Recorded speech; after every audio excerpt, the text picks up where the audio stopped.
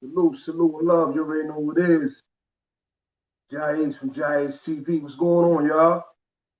Like I said before, man, we got something big coming up. You know, we got the homie Batman from out of Brownsville, you know what I mean, coming up today. You know, we gonna talk about some real shit, man. We gonna get into a whole lot of stuff.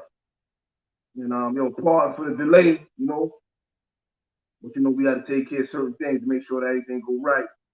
But yeah, this is gonna be a big one today, man. Everybody, share the live, man. Share that live, share the live. That's all I'm gonna tell y'all. Share the live. Let's get into this, man.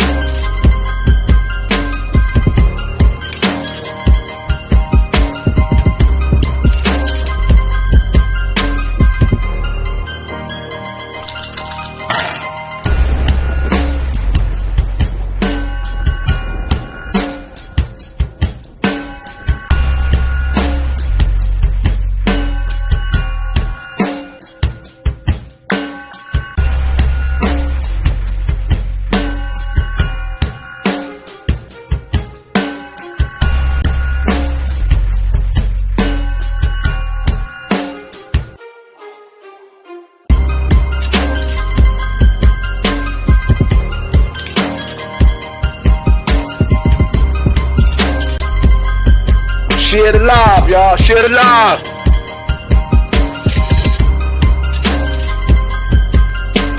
JAH-ACE TV, baby.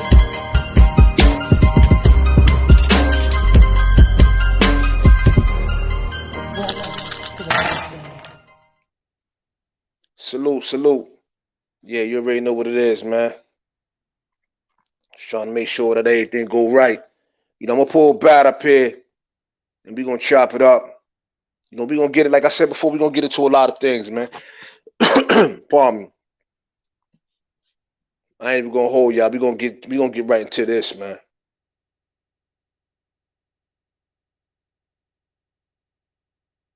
Like you know, nigga, all the years I did just wrote a nigga. Don't be speaking on. Yo. Turn that music down, man. Yes, sir. Yeah, man. The peoples want to see you, man. You got a bunch of people, man, that they want to see the God, man. We're gonna tap in. We got a part two. You know what I'm saying? Like they feeling you know what I'm saying? I got a lot of people in the inbox, hitting me up, man. I ain't seen you in a long time, man. They know you from when you was little Mike, and they know you for a long time. So they wanted to tap in with the brother, man. Hey, look, you hear me, King? On some real shit. Like a lot of brothers want to bury me alive. Like they try to do the Sean Poe. They try to bury the gangster alive. Like, you know what I'm saying? They try to exclude me out history. And you can't never rewrite history. Once history is set, it's set. It's concrete. It's stone. You can't take back the mishaps and the bullshit that we was part of once upon a time. Like, and a lot of brothers did so we're gonna talk about it because a lot of that shit they talking about is cat. Yeah. And So just you hear me back? yes, sir. Yeah. So for the record, let the people know what those that don't know. Let them know where you from, King. I'm from Brownsville, but I stomped in every project. That was the difference. Like we was every motherfucking where, and this ain't no cap. Like we was in everybody projects causing havoc. And those that know. So just for the record, you're back.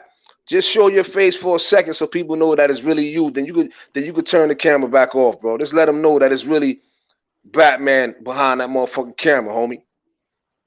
And I got you, King. How you do this? All right, wait up. All right, but Yeah, so they, you know what I mean. So the people know it ain't no cat, man. Y'all, for those that's on there, man, share the live, yo. Share that live. It's me, Yeah, Teflon Don. salute, King. You know, a lot of people, You man, already. happy to see you, bro. Word of mother. You know what I'm saying? Yeah, so with that being said, son, like you stomped all different grounds in Brownsville, Eastern York, all over Brooklyn and all that, right? Yes, sir. What was it like growing up in Brownsville, though, boy? It was hard, but I wouldn't change it for nothing because it made me the man to who I am today. Yeah, because I know that people connect you a lot to Cephalo, but I know you know you did stomp through Tilden houses first, right? Yeah, that's where we was. My mom's was before my mom's was getting high. We had our own shit in Tilden Project. You know what I'm saying? And my grandma's was in Riverdale. My grandfather was in Cephalo. So when shit got bad, you know what I'm saying? That's where we resort to with Cephalo Projects. Yeah. So it's like, you know, one of those stories that, you know, hit home for a lot of people, basically. You know, from like, you know, when that crack epidemic hit, everybody, you know, all families was affected in one way or the other. Cause we was like the Hustables, like me, and my sisters, like we had everything. We had to share with our cousins because my little sister father, he was a dope boy. Like he was getting to the bag, like, and we had whatever, bro. We was them Sherlin, sheepskin polo coats, whatever came out, Gucci, whatever. We was them fortunate kids. And then Yeah, copy that, man. when that crack shit hit, and my mom's lost her way, then I had to become the man of the house. Yeah, so who are some of the people you looked up to, man, growing up in Tilden and Cephalo, man, that really, you know, paved the way for you and shit? I mean, till then, it was Tim and Pig and them niggas because they was fucking with Boo Bear and them from Howard. You know what I'm saying? Boo Bear was the big bro. Like he was shaking everything that even before we got active, they used to come through because they used to play ball, and my project had the center where everybody come to Cephalo and play ball, and them niggas always from Howard would yell Cephalo pussy. Only ones we respect is little Mike, and Kareem. You know what I'm saying? So Mm-hmm. that and Rhino from Cephalo, you know what I'm saying? Rhino he was active and he pulled us in, you know what I'm saying, little Mike and Kareem, and we started running around with them Howard niggas before everything. It was them Howard niggas, Boo Bear and them. We shook down Albany Project, Troy, you know what I'm saying, Weeksville. Like we shook all that shit down. Like when we came through, they knew what it was. I promise you. So let me ask you something. Being like, cause you know I know you, so it's like, so being like a little dude, right? Did you ever feel like, yo, you had to go even more harder cause you know, cause you was a small nigga? Nah, once them niggas told me, yo, only thing you could get was 9 to life for a body, I didn't give a fuck because they told me I'd be home when I was 21.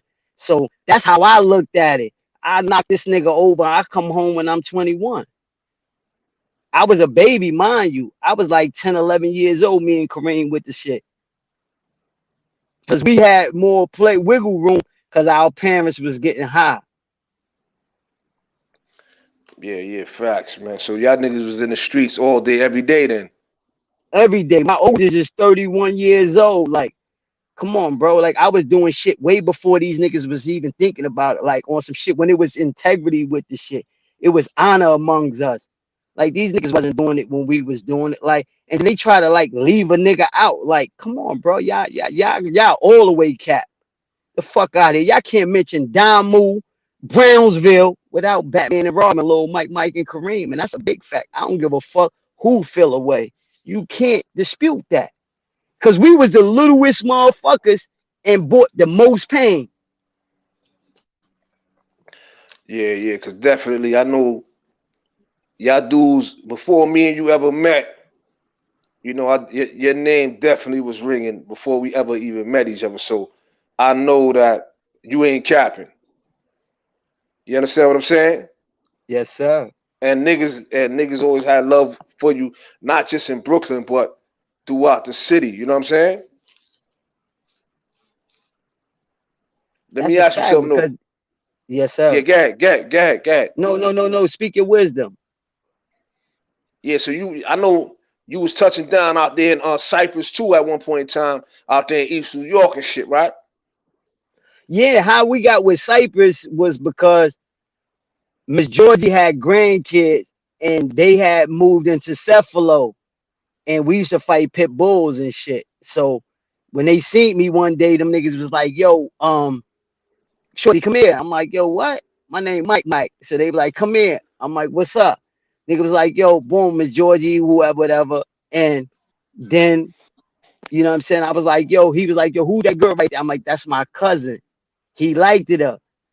And I told him, if you give me a gun, I tell her to talk to you. My cousin got a baby by this nigga right now. I'm like, yo, act like you like the nigga so he could give me the gun. Once he put that gun in my hand, bro, that was it. Like, it was no return. It was no return for us. That's how we got connected with Cypress. And we was in the back of Cypress at the time. We wasn't fucking with the front or the middle. We was going against the front and the middle with them older niggas. So that's when the front and the back had beef. Yeah, they had major beef, big beef on site. Your mother, kids, whatever with you, we gonna settle the score. That's how it really was going down. So how old were you when you could officially say you hit the streets? Like, give me an age, give me a number. 10, 10, 10 10, years because I old. seen my mother, yeah, I seen my mother and them doing shit, and I knew what was going on, and I felt I had to be the provider because I seen the downward spiral. I seen where my family was losing their control, and somebody had to be the bigger person, and that was me that stepped up. And Raw was with me because Raw moms was getting high, and like that was my motherfucking right hand man. Can't nobody say nothing. That's my BFF for real. Like so, it was on. Like, and we really Yeah, bought it to them niggas, bro. We really made hard for a lot of them niggas that's supposed to be somebody in the Ville, and they could yeah, you call know, in. They can't challenge it. yeah. Everybody that's in the building right now, share this live, man. Share this live, because this is exclusive. People heard the name Batman. People heard the name Batman and Robin as one. This is ain't nobody never interviewed near one of these dudes. You know what I'm saying? So this is the exclusive right here. People hearing it live and direct, man. And Bat, you know what I mean, reached out to me. He said, yo, he wanted to come up on the platform. So of course, why not JAH-ACE TV, man? You know what I'm saying? Facts. My roommate, my brother, Yeah, yeah, we the gonna get man into that. that, man. Okay, say that. Say that. Yeah, That's we why gonna I'm get it. I'm being easy and patient and Yeah, we letting go. you work the We gonna. conversation in. Yeah, we gonna get into that, man. You know what I'm saying, and because it's just for me, it's a blessing to be able to have you on the platform first of all, man. Because I'm just bringing something different to the YouTube table because it's a lot of everybody do their thing their way. You heard? But I Right. don't. I just feel the need that I don't gotta copy nobody. I could just be me. And as long as you knew me, I dance to my own A music, homie. thousand. A thousand. And at the end of the day, I wouldn't have did this shit with nobody else but you, bro. Word is born. After I peeped the interview you did with Kasim, like on mental health issues. And that shit was so deep and so real. And that's what like, yo, I suffer from the same shit. And I'm like, yo, if I don't let this shit out, I know I'm gonna hurt a motherfucker. I promise you. Yeah, Cause yeah, them yeah. niggas can't get around. Yeah, we're gonna try to get back up in the building. I don't know what happened just now. We're gonna try to get him back up in the building. You know how sometimes, people Wi-Fi and everything go left. We're gonna try to get him back up in the building though. But yeah, like y'all heard him say, he reached out to me. He wanted to come up on the platform, just vibe with me, man. And that's what we gotta do more. We gotta be able to kick it. And he saw an interview that I did with Kasim from out of Cyprus, and it touched him to the point where he reached out to me like, "Yo, I need to come. I need to get up on your platform, man. I need to release some of this tension I got on me. You know, and I'm always hoping that somebody else could be next that maybe see something I do, man, and want to come up on the platform. Let me see if I can get him back up in the building.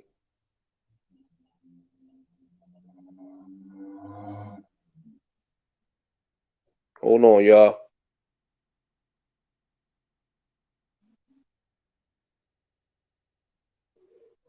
Because you know everybody's not that savvy with this whole StreamYard stuff and all that. We're going to try to get him back up in the building, man.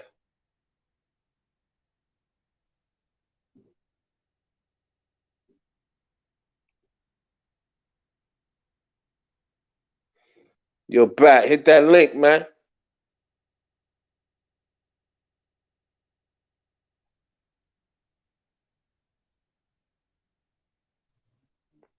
Yeah, a lot of people new to the StreamYard, and a lot of people don't know how to use it. Yeah, so we're going to try to get him back up in the building. Yeah, but yo, listen.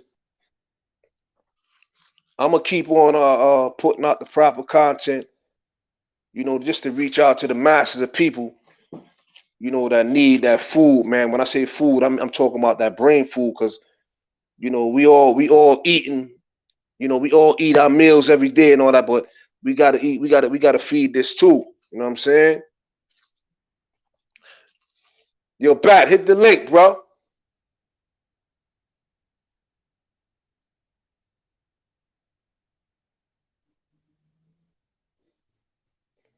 Hold on 1 second, y'all. Hold on.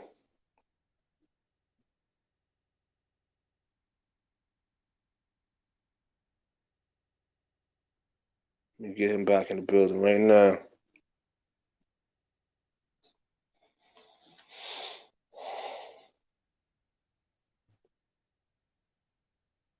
Give me 1 second.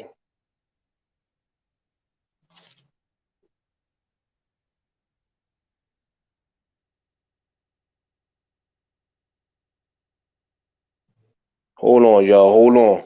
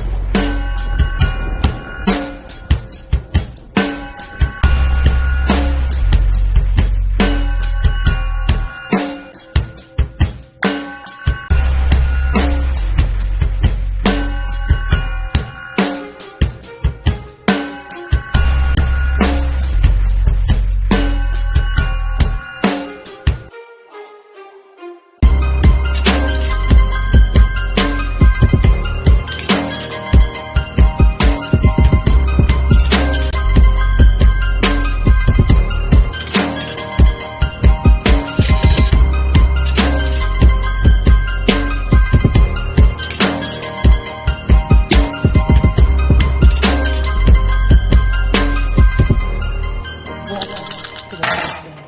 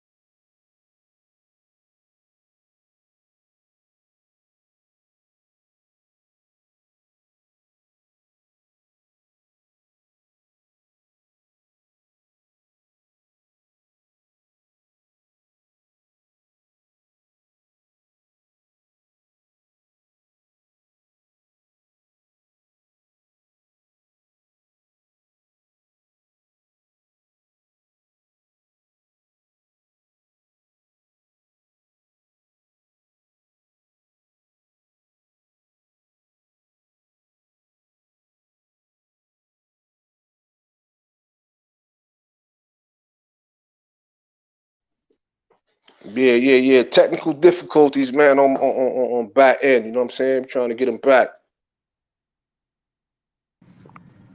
You're back. Yo, Yeah, I hear you, bro. I'm trying to get You these left. headphones on so we could be solidified. Yeah, we back in the building. Yo, share the live, y'all. We back. We back. You know, we had technical difficulties. I apologize to everybody for that. Yeah, we had some technical difficulties and all that, man. You know what I mean? But yeah. So you were saying that when I had, you said you was around 10 years old when you really officially hit the streets and everything, and then your moms was getting high, and then Rob moms was getting high. Then it was like off and running after that. That was it. It was me and him against the world. Like, I got you, you got me. You gonna eat, I'ma eat on everything. Even if it meant if we had to go out and take it, that by any means we was gonna make it happen for each other. So let me ask you something. So what happened when motherfucking? So I know that you had different people, like older people in your hood and all that. You know what I'm saying? Saying, yo, man, don't do this and stay out the streets and all that. What made you say, yo, we not trying to hear none of that?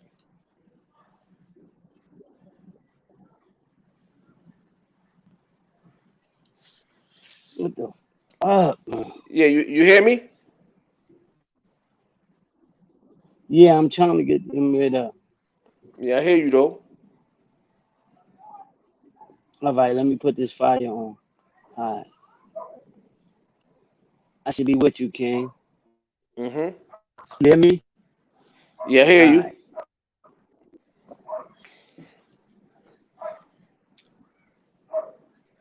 Yeah, I know that. I want all my the viewers to know. Everybody don't know about StreamYard, and everybody don't know how to use it. So sometimes it's I difficult. don't. This ain't this. Yeah, and this is an issue for me.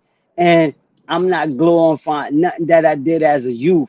It's just that I paid my way. I did what I had to do as a general, and you know what I'm saying. It's just my story. Like, but I it's nothing in this that I glorify because there's growth and development after Batman because that ain't who I am today.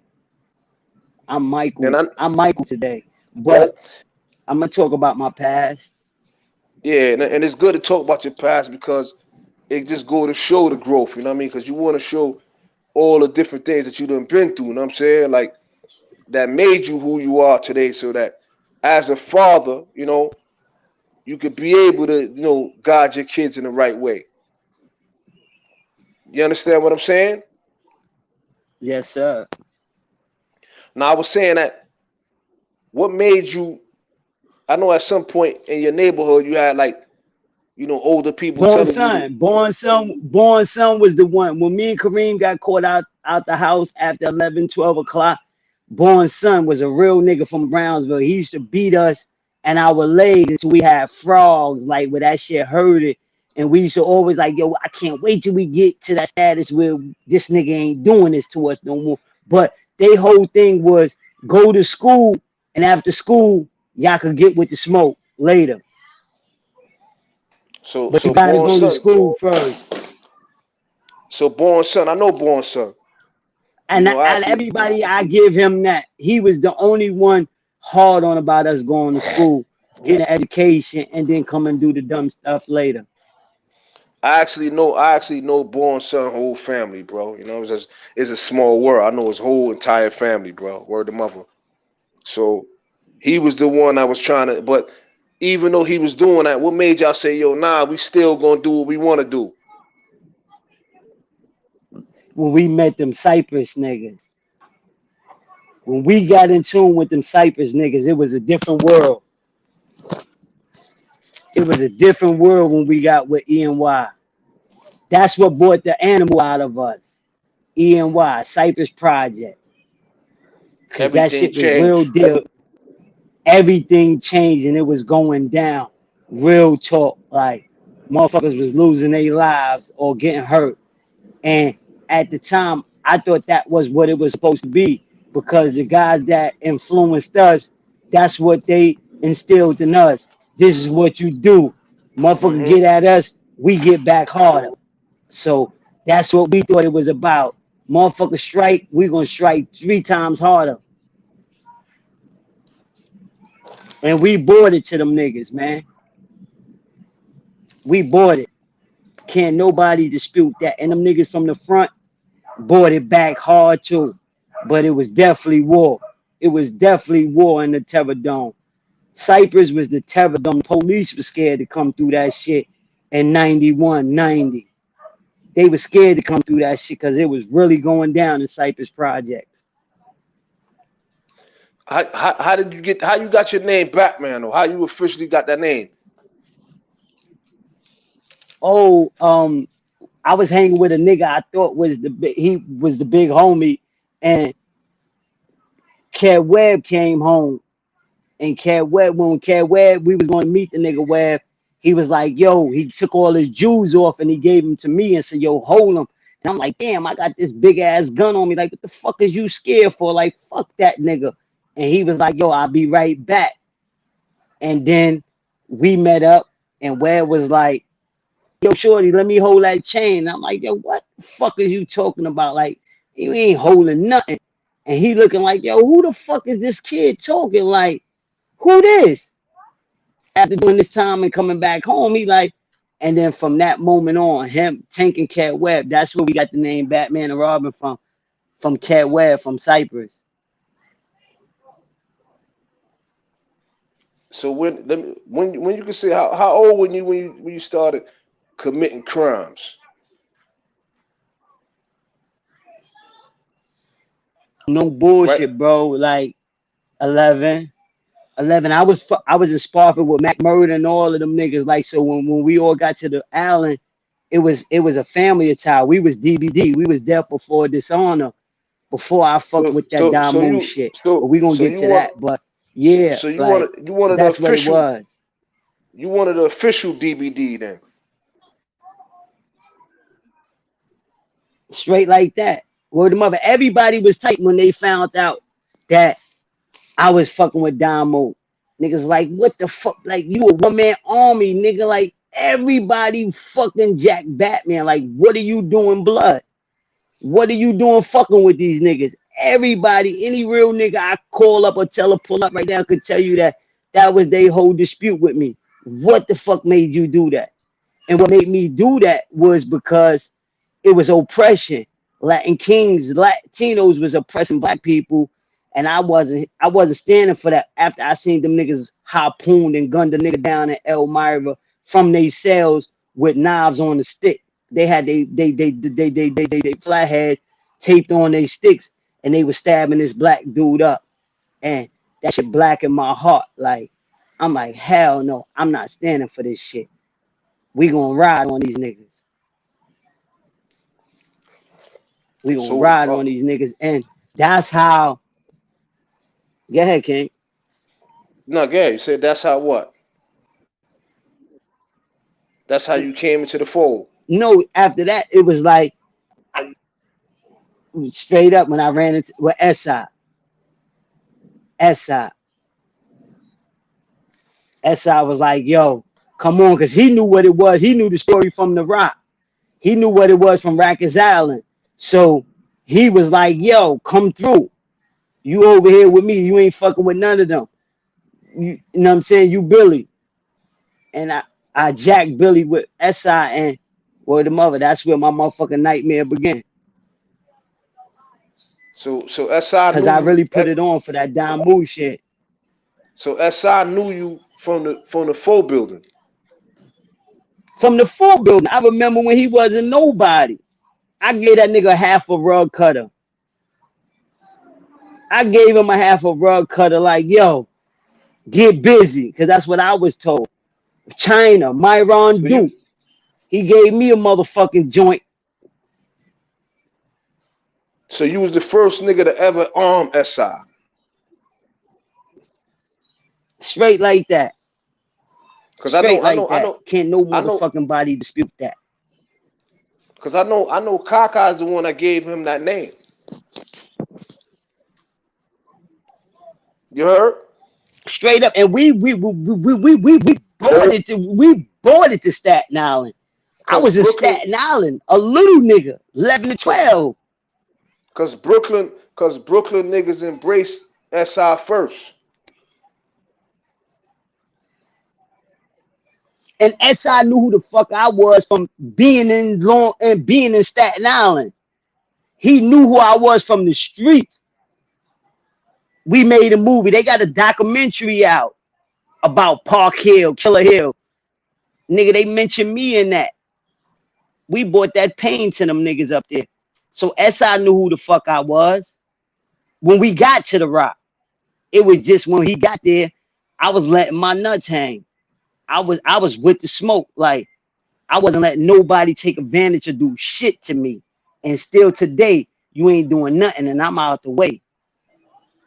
Straight up. I mind my business. I ain't in a picture with none of these niggas. I don't go to the club with these niggas. I don't party with these niggas. I don't socialize with these niggas because they all snakes. So I stay the fuck out the way.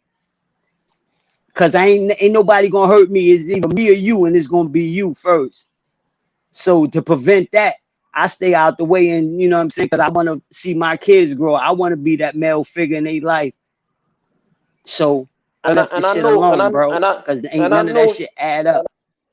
and I know you, so I know you'll never cap, you know what I'm saying? Cause you know, you ain't never had no reason to do that, homie. You understand what I'm saying? Never, not. That's why them niggas don't like or don't give me my praise because they can't come up with no dirt on my name. Look how many of these niggas jump on these podcasts and they do an interview and then the next interview they being shamed because of some shit in their past. You can't do that with me and Raw. Honestly, I fell back and didn't want the props and didn't want anyone speaking on me because at the end of the day, I made a lot of wrong choices, and at the end of the day, God gave me a second chance, and I'm willing to live with that, man, because I'm richer than any money can provide. Because at the end of the day, I'm not doing a year or two balling to do the rest of my life in penitentiary. So come on, bro, I'm sent with a 750 credit score and ain't doing no hustling in the street. Yeah, you Ain't came a doing no long way, hustling in the man. street. Let me Word ask you is something. bond. That's How bigger. many, how That's many, bigger. yeah, go ahead. No. Go ahead. You say what you saying.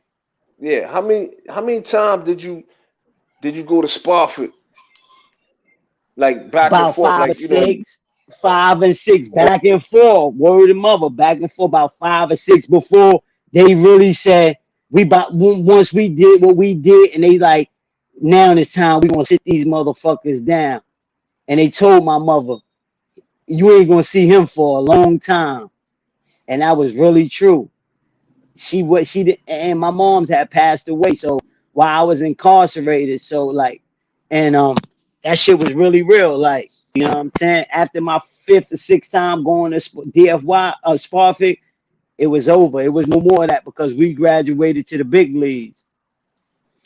Yeah, get into that though real quick, man. On like while you sitting up in there, man, and then you got the word that mom's passed away. Speak about like how that affected you, bro.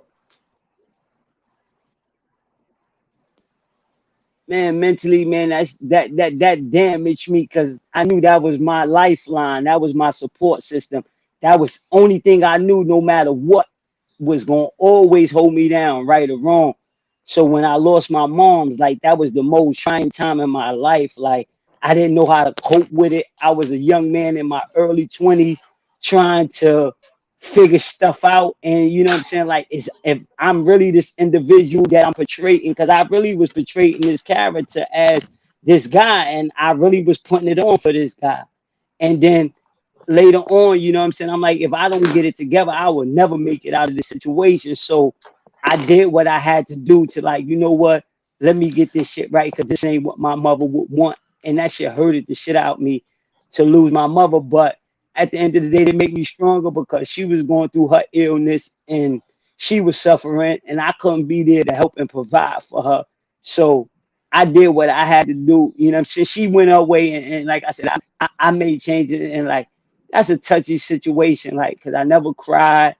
I was laughing, joking because my mother was just that type of person, and just to even talk about her, that shit hurt me. But you know, I'm who I Hmm. am today, and it's gonna be good because at the end of the day, I beat the odds. I'm 46. 4 years from today, God willing, I'll be 50. And can a lot of people say that shit? Can a lot of Yeah, people say man. that, bro? Trust and believe that she proud of you, man. After all the shit that you done been through, she's seeing what's going on because her spirit still live within you, man. And you rocking on, man. You making her proud. She with you every step of the way, man. You know what I'm saying? So when you after going through juvenile and all that, going to DFY and all that, at what point did they kick you out of Spofford or did you get locked up for something else and went to Rikers? No, they fucked up and let me go home. And when I went home, robbing them was in the loop. Like now we getting paper. We getting paper. Like now we ain't just the little niggas no more that's taking orders. We actually supplying the packs. We supplying niggas the packs. You know what I'm saying? It ain't about them niggas no more. It was us because they was out the way. They taught us everything that we needed to know about being outside. And that's what it was. We didn't even care about none of that shit no more. It was just like, yo, bro, you got me, I got you, raw. We gonna bring this shit to these niggas. And that's what we did, bro. Everywhere the fuck we went. Everywhere we went, bro. Like these niggas can't even walk in projects today. Nigga, I was in everybody project, every project. And any nigga that was outside or was watching on the stoop, they know what the fuck is really real. Like, you can't dispute that, bro. I sat back because at the end of the day, I'm like, that shit don't define me as an individual. That don't make me Batman. Batman make me of integrity, character, personality, knowing how to stay out the way. So that's what the fuck I discharged to do is stay out the way because I refuse to let someone I grew up with me hurt me out of animosity or you can't be me or I got a little more clout than you and you want to knock me over. So that's why I got out the way and never told a story. Like, you know what? I'ma let them niggas have the world. Y'all can have that shit because at the end of the day, the streets got a way of cleaning itself up. Everything have an expiration date. Yeah, that's a Everything. fact, You bro. here today, you going tomorrow. So once I felt and found out that I wasn't invisible, that I can be got just like other motherfuckers could be got, that's when I knew it was time for other shit. after I came home. And I've been home a long time, despite a lot of my other comrades that go back and forth to prison. I wasn't one that did that. I vowed to myself, if ever given an opportunity to get free again, that I would never make them same mistakes that I made. And if I can tell anybody about any of this shit, like all that shit is buffoonery, all that shit is fake. None of that shit is real. Ain't no nigga 10 down. You find more 10 toes down niggas incarcerated than you find that's outside. When you come outside, this shit is a different world. And I wasn't prepared for this shit, Ace. I was thrown back into the lions then. Yeah, but you know, honestly speaking, man, I'm always when I speak to motherfucking Nalo and I speak to Kasim, I'm always and your name come up. I'm like, yo, I'm happy that he ain't in New York, bro. You heard? Because Yeah. things would have been different for you if you were still out here, bro. Hey Because man, you know your tolerance level they for would have certain killed me if things. I never got in jail. If I never went and did my 20 years incarceration, I would have got killed, bro. That's how wild we was. And it was motherfuckers that grew up and came up with my family that knew it, that we bought it and we had them typest niggas to where whatever the fuck we said, them niggas was willing to do it. And they was gonna stand on it for us. Like So they when you was see bringing this, that pain for us. I look at remember the how go ahead, back. we like and when them niggas came and like I said with the gun shit, Sungay he had a pack and I was like, yo, give me that shit. He said, yo, it's 500. You sure you could bring that back? I said, yo, give me a little minute. I'll be back with that 500. I went downstairs in my lobby and I sold all that motherfucking crack. I sold all that shit and came back and gave it to them niggas. And that's when all them Cypress niggas came into Cephalo. That's how it went. Them Cyphers niggas came and then them niggas crew, God bless the dead, few niggas, some shit happened, and them Cypress niggas roll hard for me. They roll hard and them niggas smashed the whole Cephalo out. And a lot of niggas was mad about it. A lot of niggas was tight because I bought them Cypress niggas and gave them a free range to my project.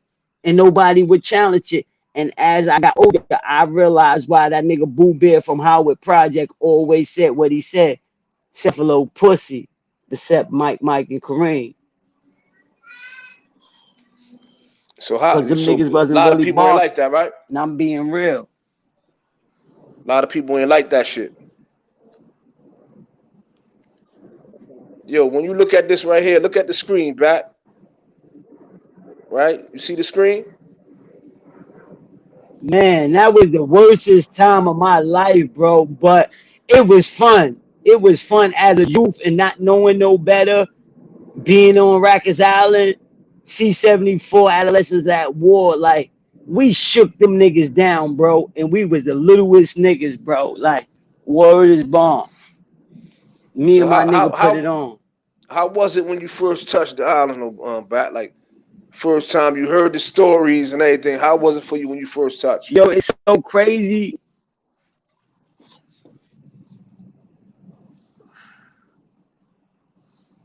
It was crazy because when we went to the Ford building, I met Myron. You know who Myron is, right? Yeah, yeah, yeah. I know. This shit.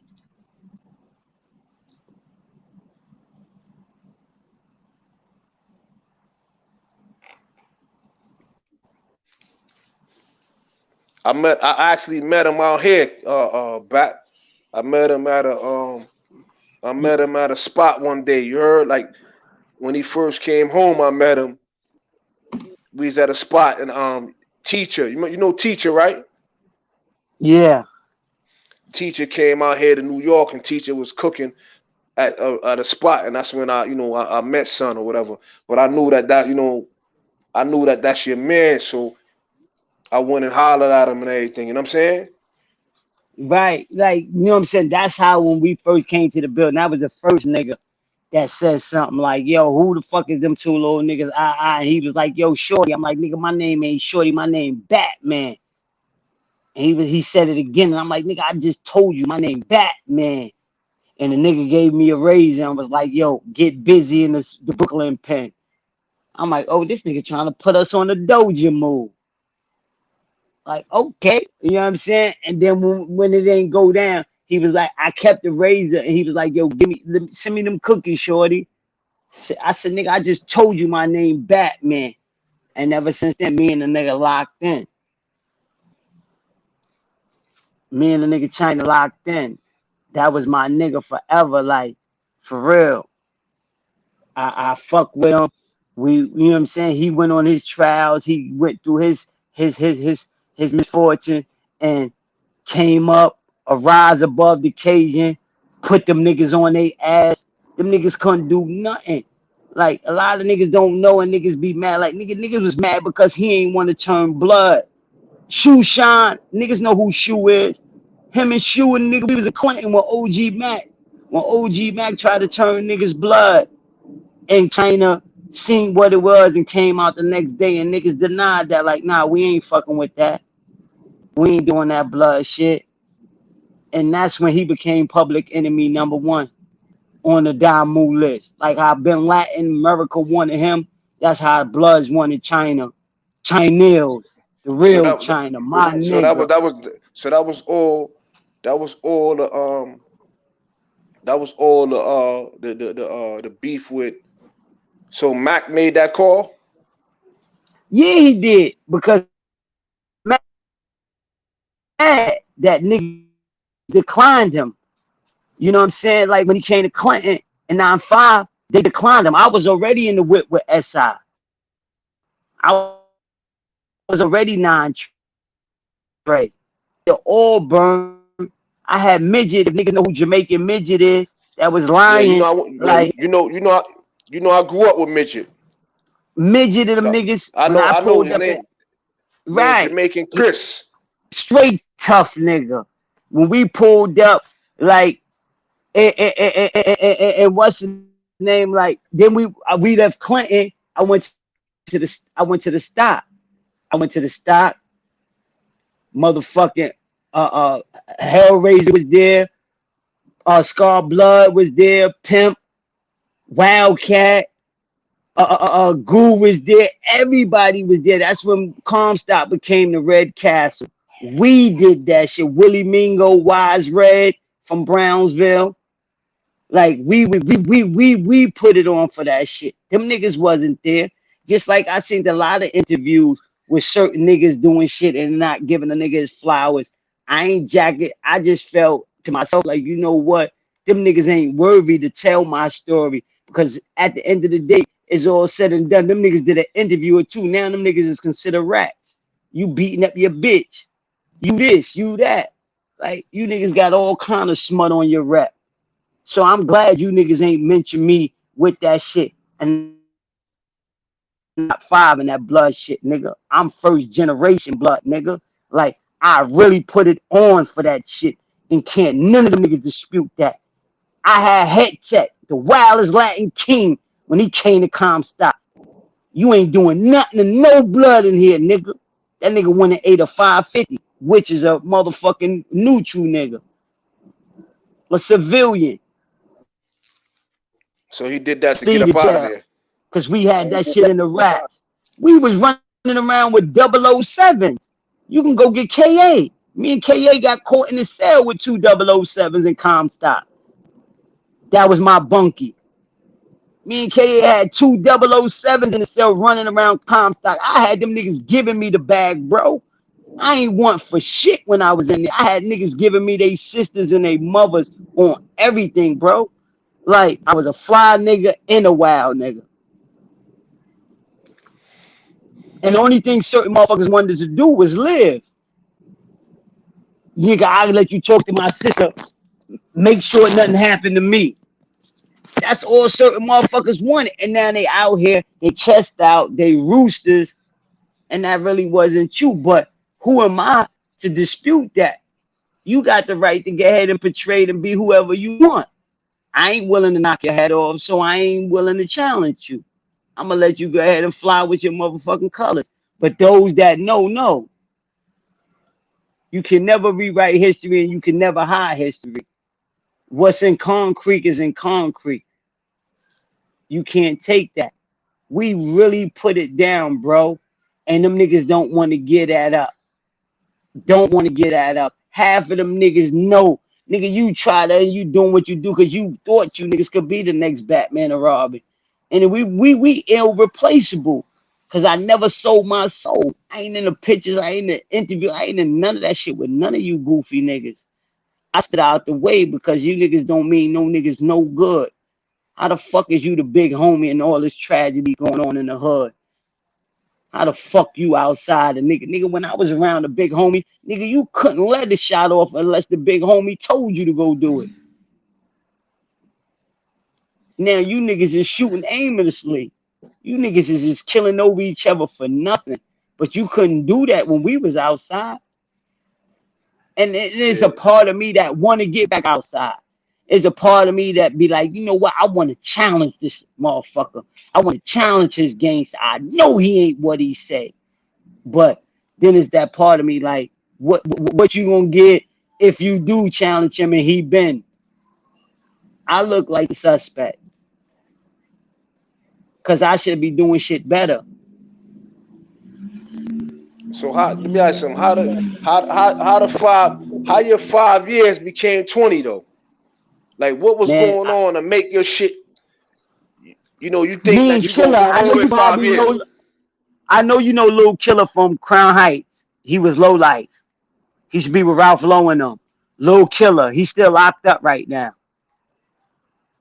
I'm not Lil sure who Killer me and from him ever Flatbush met. that used to be boosting. You know who I'm talking about, Ace.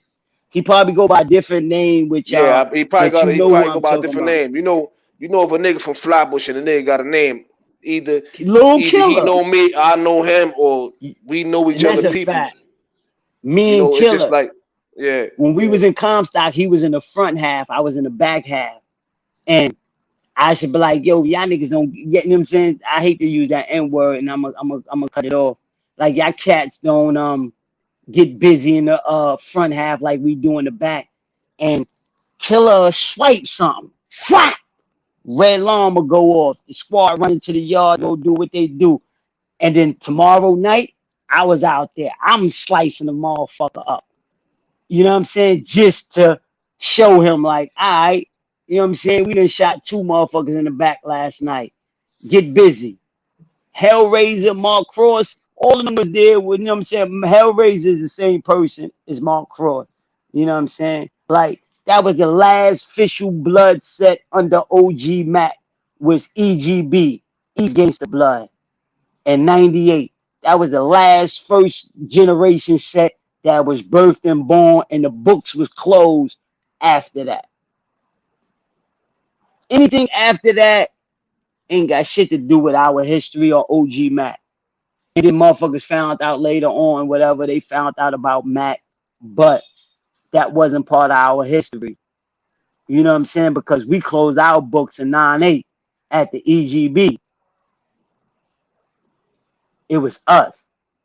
You know what I'm saying? And then when in 99, when OG Mac went home in 99, I was right there. I was the porter in Comstock when he walked through the what's the name and went through the front gate and left before he got wrapped up and went on his second, you know what I'm saying, stay forever.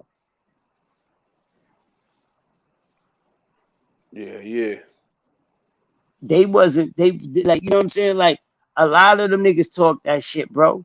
But them So that dudes shit wasn't that the guy. so that shit hurt you when you seen a lot of, you know, the homies come up on these different platforms and like some of them is like you got something that's real right, and then some of them you saying like you don't know what happened to them over the years. For real, because at the end of the day, we never knew like a lot of these dudes had skeletons in their closets. You know what I'm saying? You only can go off what a motherfucker portrayed until, you know what I'm saying, like they say, what's in the dark come to the light. So a lot of stuff start coming to the light now as these brothers get on these podcasts and they got skeletons in their closets and they get to talking and get to, and you know what I'm saying, nah, nigga, you forgot about yesterday. You forgot about yesterday. You thought that was erased and that was buried, and it's somebody that's in the cut like, nah, bro, you did whoopty whoopty whoop. And that's what it is. So, you know what I'm saying? What hurted me is like, y'all wasn't trying to give me my proper etiquette, my respect. That's what not even hurt, what made me feel away, like, damn, like, bro, I did 20 years in prison for this blood shit. I really shed blood for that shit. I really brought pain to people over that shit. When And you, Hollywood, nigga, when Big Crip, when Hollywood came to motherfucking nigga, I ain't let nobody do nothing to that nigga. I told them niggas, if y'all do anything to motherfucking Hollywood, this shit gonna go up in smoke. And all them faggot niggas that was there fell the fuck back and let that shit ride. And when he went to 5 Point, that's when you niggas scratched him. You ain't scratching when he was over there with me.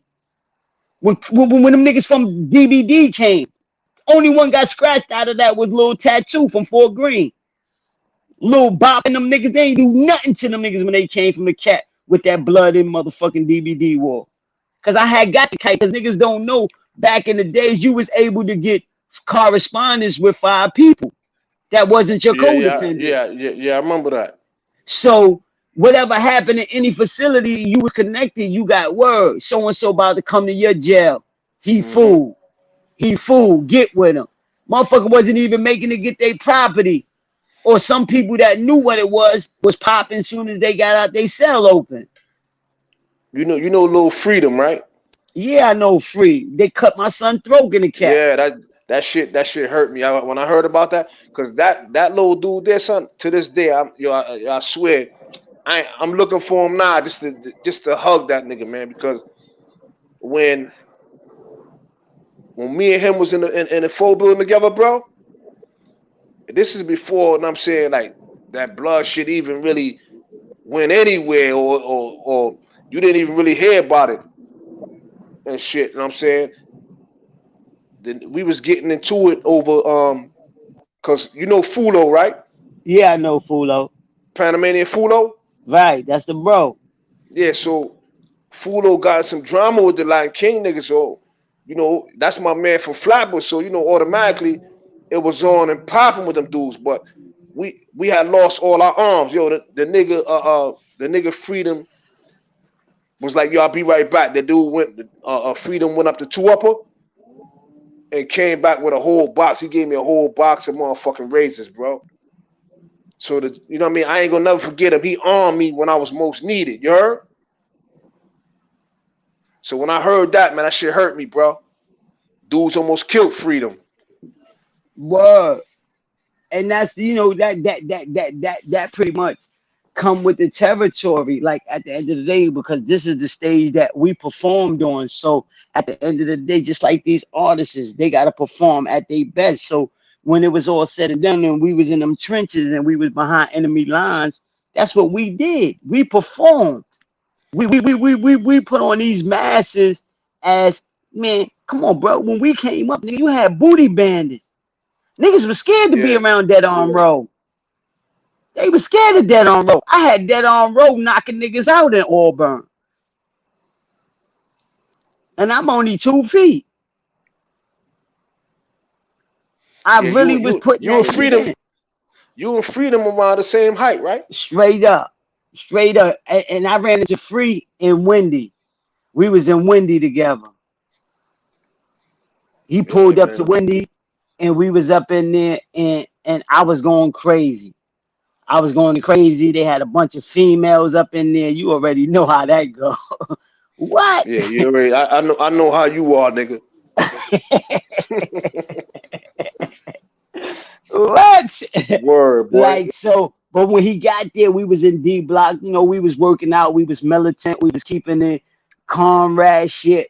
we was doing what we were supposed to do. Like we held each other down. We protect, cause he from Brownsville. Like his brother. Like if you need his line after this, I can contact some people Yeah, and I get need you it, a man. line That's on you know him. that's fam right there. And June, man. June, his brother. That no doubt. Yeah, That's yeah, my yeah. cousin You already got my know. cousin got my cousin got two two kids by his they older brother.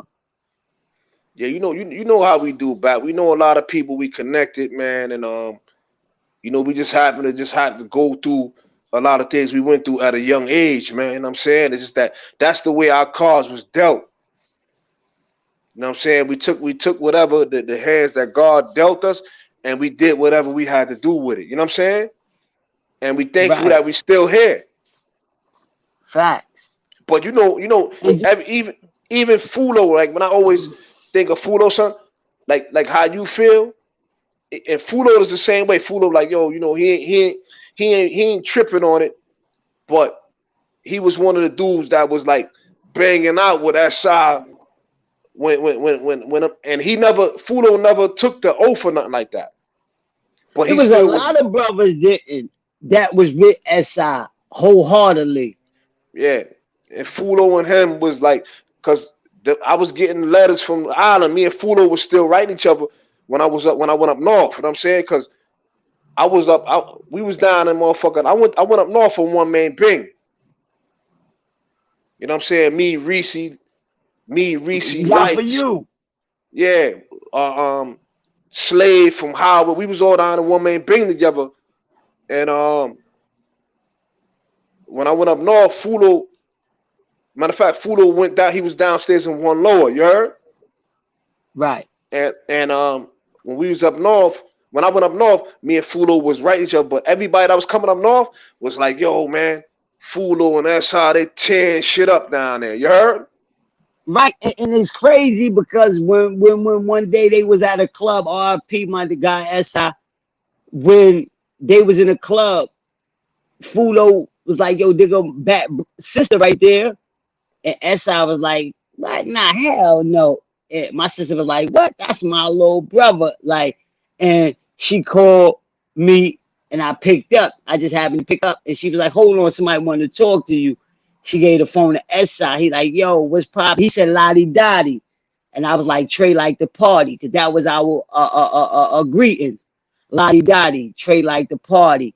You know what I'm saying? Like a lot of these cats don't know the real Inglewood from back there, from first generation. Like I could speak and spit all that shit. Like they wasn't there, bro. Like honestly, like I ain't taking nothing from nobody that put it on in a time, because everybody got their time.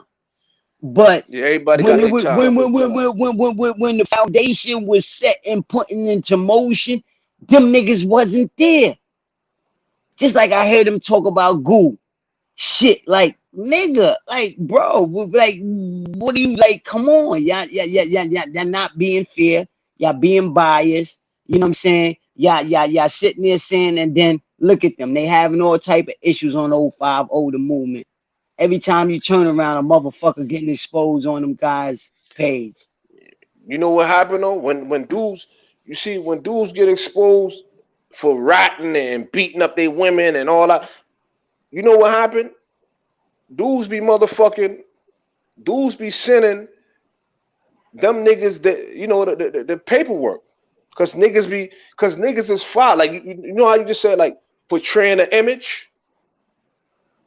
Yes, You I hear you. can't put you can't portray no image, man. You know what I'm saying, because you're gonna get motherfucking put out there. You can't be out here fronting, bro. This is not behind the wall where you was hiding.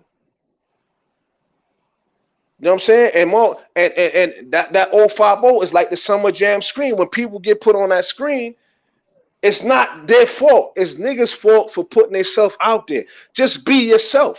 I tell anybody, son, be who you are, man. Don't be out here, don't be out here perpetrating, man, because everybody's connected in one way or the other. Like Facts. people know each other. If I don't know, like let's say I didn't even know you knew Midget, for example, right? Right. How come a lot of people don't mention his name? I was with Midget with Migga. We was in Comstock. Midget blew the motherfucking head off put the razor up, jumped off the shit, and put his hand in the motherfucking face and was pulling the kid face apart in Comstock Yard. That's how he giving That it up. shit was a monster. He Yeah, he was a different. monster. Even like Yeah. when I was in Auburn, bro, and 9-4, I cut the motherfucking green. They gave me 18 months in a box. And the end of 93, Christmas came around, New Year's, all that. They sent me to the cat. Me and Nut from LG, Nut from Fruit in them Project. He was with me. He said, yo, if you, and I was the porter in the box. He said, yo, if you get me my package, I got a carton of cigarettes. I give them to you. I don't smoke. You smoke? I'm like, yeah. I got the package. The police let me, you know what I'm saying, get the bag. Like, yo, keep it. I'm like, nah, that's my friend. I gave Nut his package. He gave me the carton of cigarettes. 2 days, a day later, they packed us up. They sent us to the cat. We go to the cat. Fruit, everybody, all y'all was there. Everybody in the motherfucking spot.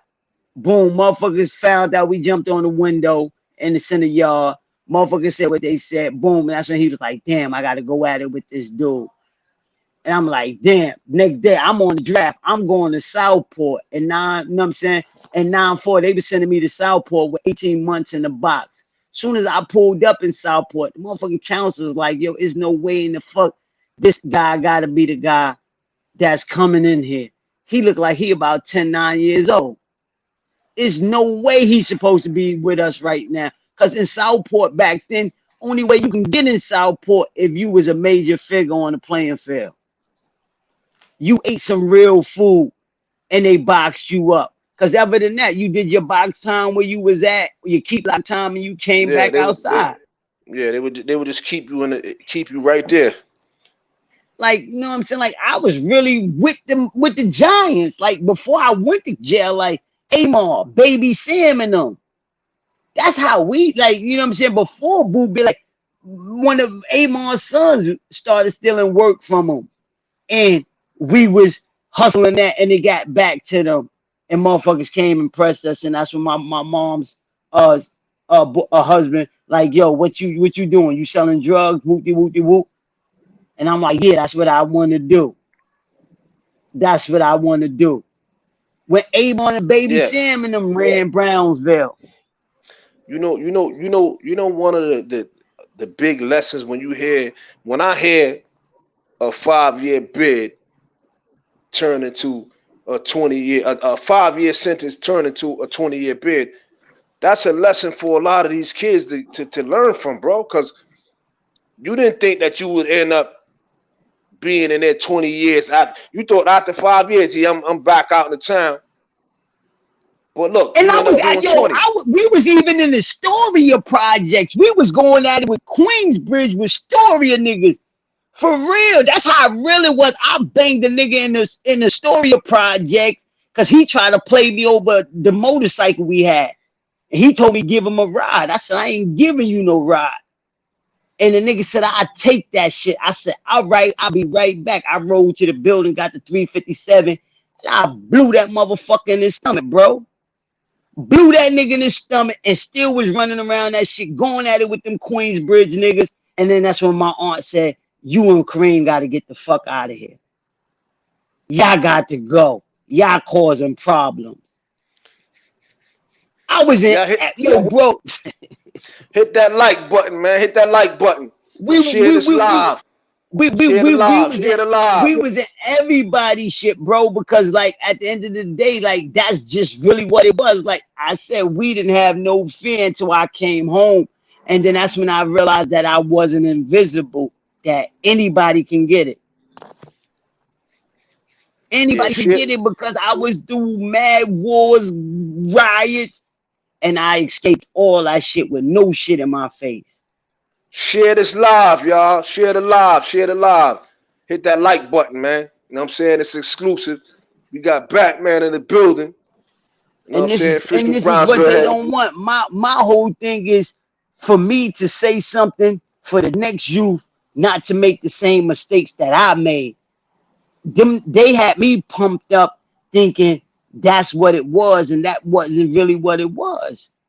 at the end of the day, after I get older as a man and I can see that shit for myself, I can decipher, you know what I'm saying, right from wrong. Before, I just wanted to be down, and I ain't no cap in my shit. I wanted to be down, and anything I had to do to impress the big bros, I was willing to do it. I ain't give a fuck about no bag. I gave a fuck about you knew I was gonna get you. You If wanted you I wanted upped it. it, you was getting it. You If wanted I upped you it, you was getting it. before the word clout existed. You was on that timing already. You wanted your Straight name. like that. You Straight know what I'm like saying? even So I in jail. Cause Robin was the shooter. Rob was the shooter in the and street. When I went to jail, I turned into a motherfucking demon. In the street, I was the one giving the orders. I'm telling them little niggas, get them. And they was getting you. Cut that nigga. They was cutting you. And I was just calling the shots. And I'm like, oh shit, I really got these cats behind me. If I tell them to do it, they gonna do it. yeah, you and Rob, people, yo, on some G shit though, son. People can't deny you and Rob, man. Y'all name in history. You know what I mean? No matter who it is or whatever. And if people don't know y'all, I think they need to do their history on Batman and Robin. I'm saying because at the end of the day, it is what it is, man. You feel me? And that's a fact. Like, and all of them know that. All the motherfuckers as of right now that's active in the streets, they call me and converse with me like, yo, bro, every time we step out and we mention we the Brownsville Mob, the first thing they say is, you know, little Batman and Robin, Mike and Kareem. So you telling me this. So I don't need you to give me my flowers. I know you don't want me to get it because you know if I had it, like nigga, I will be way more advanced and way more dangerous than you on a whole different level. You don't want me to get this out of the way because when I come through, I'm still that guy because I never compromise my integrity. It's no smut on my rep. You can't dig up no bullshit. You can't come with no cases. Nobody saying you can't come with no rape shit. You can't come with no mook shit. You can't come with none of that shit with me, bro. But I came home after doing 20 years in prison and found out that you don't have to go back to jail. To be real, you That's don't deep have to right go there. back. You don't have That's to. deep. You know how many brothers that I see since we was incarcerated that did 4 or 5 beds on our one bed, Yeah, a whole two lot coming here, right. one Yeah. here, three there. Like that wasn't my story. They made me suffer. I did what I did, and then once they gave me the opportunity to get back acquainted with society, I'm like, oh, this is what we was really missing. Hell You're no. I, you're back. When you see this, what how it make you feel when you see this on the screen?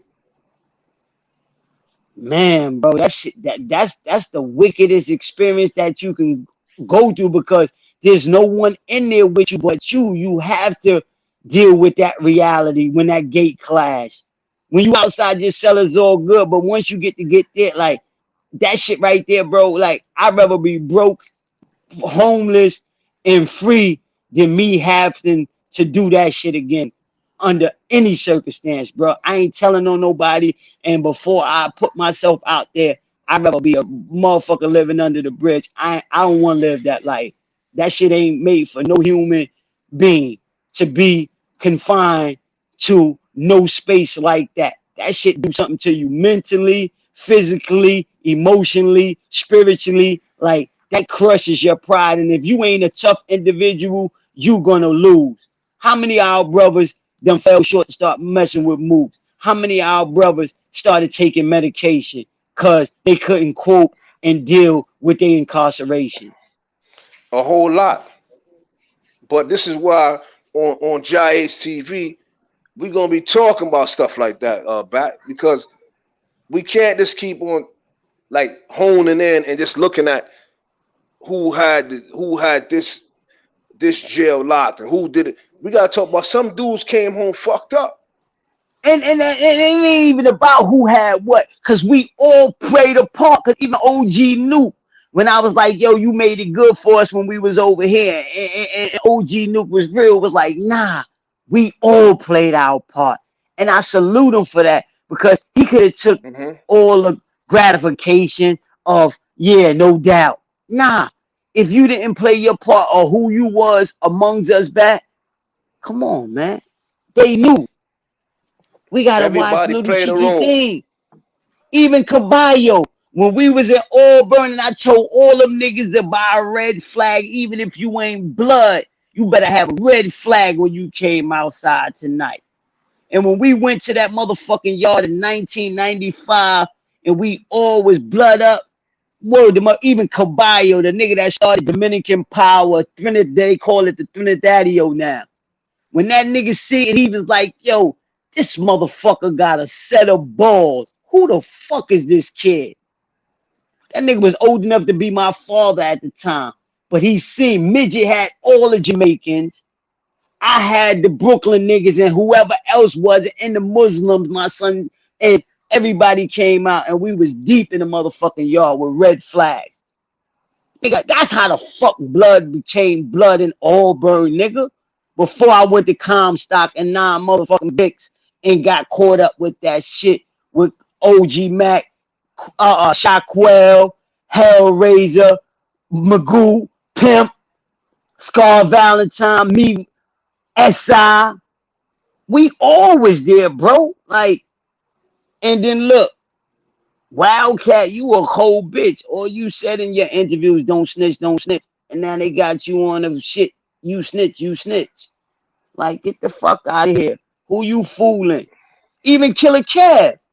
That's my nigga. I know Killer Kev when we was in the streets before this dime move shit. That nigga not once mentioned or said nothing about Bat or keeping on the stove. And I ain't doing this to go back and forth with no nigga. No nigga, because I ain't doing this YouTube shit beefing with a nigga. We got an issue. We gonna see each other in traffic. I promise you that. I promise you that. I promise you that. Because I'm working. I'm working. I ain't got to show you niggas nothing. When I'm on your motherfucking neck, you gonna know. You gonna know when I'm on your neck. Like Killer Kev, he gets no prop from me. Because at the end of the day, nigga, you definitely a Billy Giant. You definitely a non-trade representative. You definitely made shit happen when that shit happened with them niggas in Attica with the police and that shit popped off statewide. We was popping too. And we wasn't even in the facility with them niggas. That's how I did 20 years. I done got my motherfucking ass damn near killed by the motherfucking crackers when they threw me down the stairs in Elmira because of that blood shit. That's the worstest mistake I ever made in my motherfucking life. Is fucking with that shit. On some G shit, bro. I lost everything. I lost my mother, which was the most precious shit to me because of them sucker niggas. And you ain't even got the decency to say what's up. You ain't even got the decency to say what's up. All you niggas is cowards. All you niggas is clout chasing. Oh, none of them niggas was doing what the fuck they was saying. I saw my fucking life. I saw my life. You bitch ass niggas was giving orders. You niggas wasn't doing none of that shit. You niggas wasn't in the fucking mud. Niggas are straight clowns, bro. That's why they get exposed every time you fucking turn around. They being humiliated. They being humiliated because you Yeah, it's ain't definitely willing to looking be bad. truthful. You not willing to be truthful. Be real. Nigga, I got Batman started from them East New York niggas. And we terrorized that shit, bro. And we wasn't even from that shit. We wasn't even from Cyprus. You're And back. we walked through that bitch. You're back. You know me, Simeon, right? Little short Simeon from Flatbush and Midget, bro. We grew up together, man. It's like, yo, and it's like, damn, man. It's like, yo, I didn't foresee us doing all that time in prison, son. But then again, it's like we started early, you heard? Right. Niggas was in the mud real early, so it's like damn, when you realize how much time a motherfucker did, it's like your life gotta be worth more. You heard? And Gotta be that's when worth I more, realized. bro. That's when I realized, because I realized motherfuckers hate what they don't understand, hate what they can't conquer. That's the fear of your man. If a And I know, motherfucker ain't got you on his plant, go ahead, King. and I know that that whole the Damu shit is touchy for you because you really put a lot of blood, sweat, and tears for something that you Nigga, got nothing in 20 return. motherfucking years, nigga. I caught 3 bids on that shit because of that shit, nigga. Like, Yeah, touchy. yeah. Touchy. Nigga, I'm first motherfucking generation with that shit on the East Coast. Can't none of them niggas dispute me. Not China Brim, not motherfucking Shy 120, not motherfucking Corey King, not none of them, not motherfucking Killer Cav, not none of them. Not none of them can dispute me. None of them. And I realized at the end of my bid that shit wasn't the way. And that's how I made it back to I society. I think all of y'all dudes at this point, son, to be honest with you, I think all of y'all recognize that shit at this point. That y'all niggas end up doing so much time for that shit, bro. And it's like, Just like what did when y'all one get? day, who the fuck you was on some shit and the nigga China Brim gonna say, bat who, which one? Fuck you mean which one, bro? It's only one little Mike, and Kareem Batman, bro. And I ain't saying this to do no back and forth arguing, yelling, and screaming with you. I'm just being real. If you down move like you said and you was doing that, then you know who the fuck I am. Any nigga that bang that blood shit know who the fuck I am, because if you ain't, you know. And that's a big fact. That's a big fact. I made it safe for them niggas. When the motherfucking Light Kings had the R's up in the building. Every fucking where I went, Comstock, Elmira, Clinton, Auburn, you know what I'm saying, Coxsackie, Green, Big Hill, Franklin, every fucking jail I can keep naming, and I got paperwork to show you. Everywhere I was at, the red carpet got rolled out. Batman just pulled up. And it was like John Gotti came in the building. The nigga, Word is whatchamacallit, bond, not to toot my own horn. yo, whatchamacallit asked, he was like, yo, Cam asked about you too, you heard? Big Shaq, all of my man do. All the motherfuckers know, like, nigga, I was the Lewis motherfucker and I was big bro. I shook them. I had niggas shitting balloons out. Niggas giving the whole motherfucking ounce up. Nigga, we don't want no sugar bags. We want everything back. Can I keep a balloon?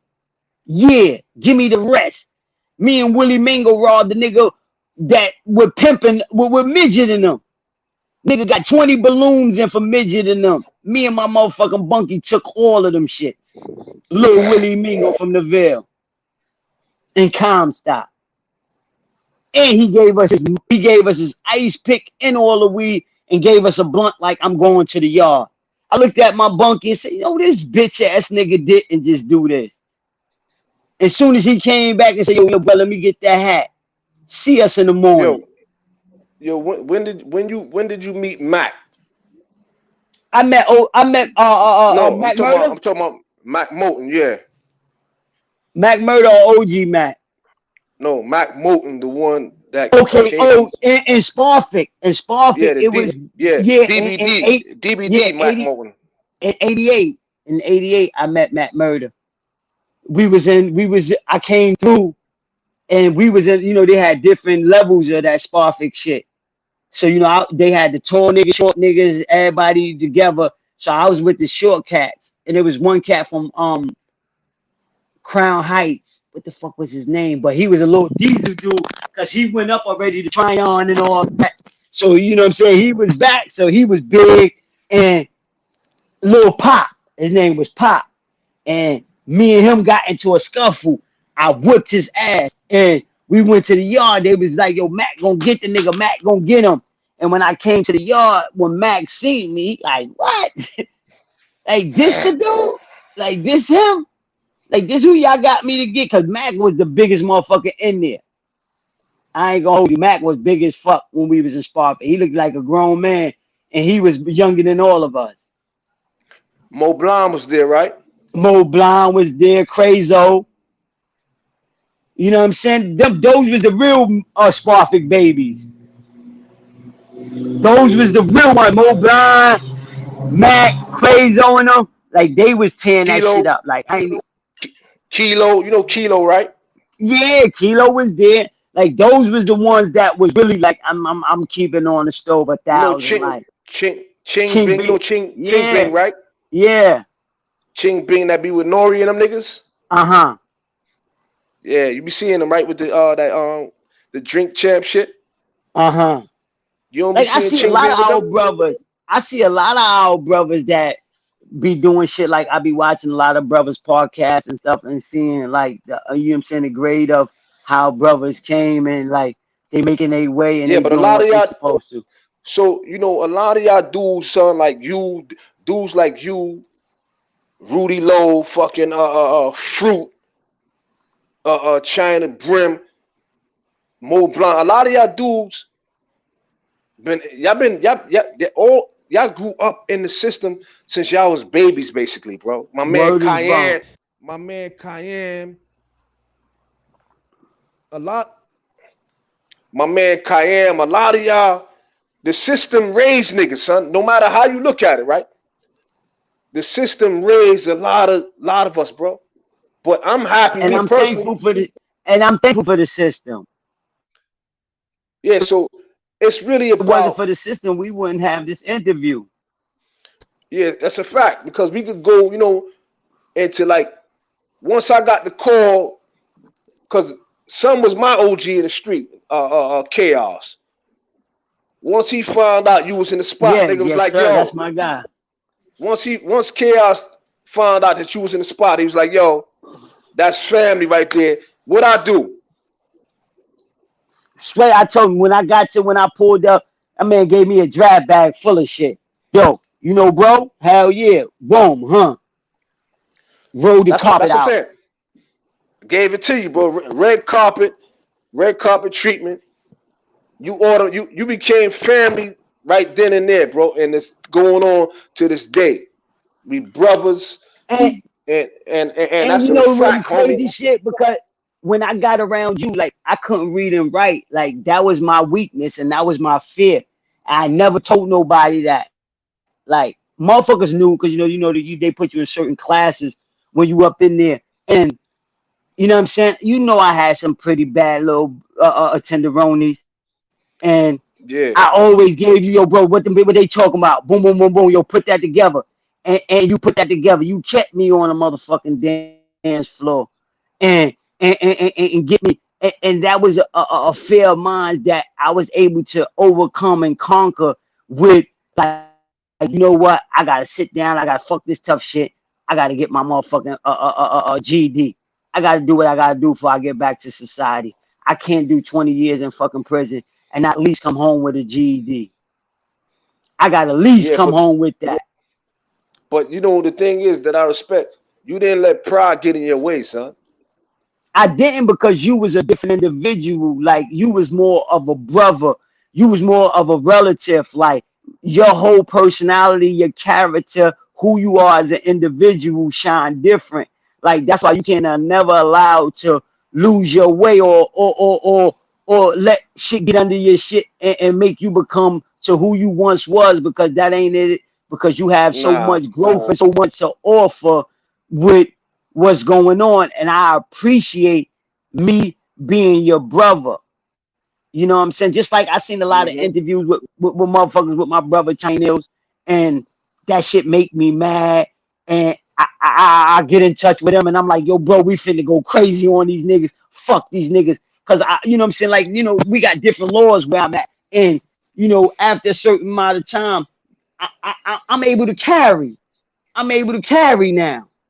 I done went to the sheriff department and filled out and got permits to carry guns. And I'm like, bro, look, you know yeah. what I mean? I'm just that demon side in me. Like, bro, I'm willing to But give you a motherfucking Draco. I'll get you an AR, whatever you want. let I'll me, put that shit in my yo, name for you. you're back. Let me tell you something, right? On some G shit.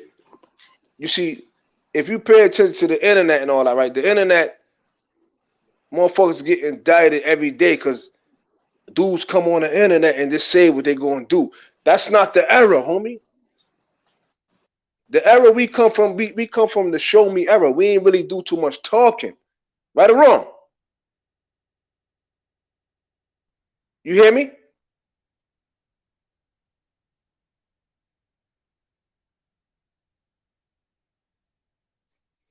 You're back. You on mute?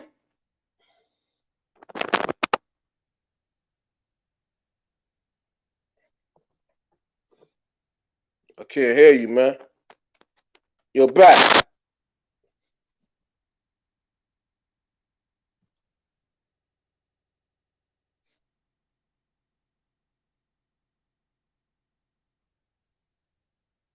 You're back. You're on mute, man.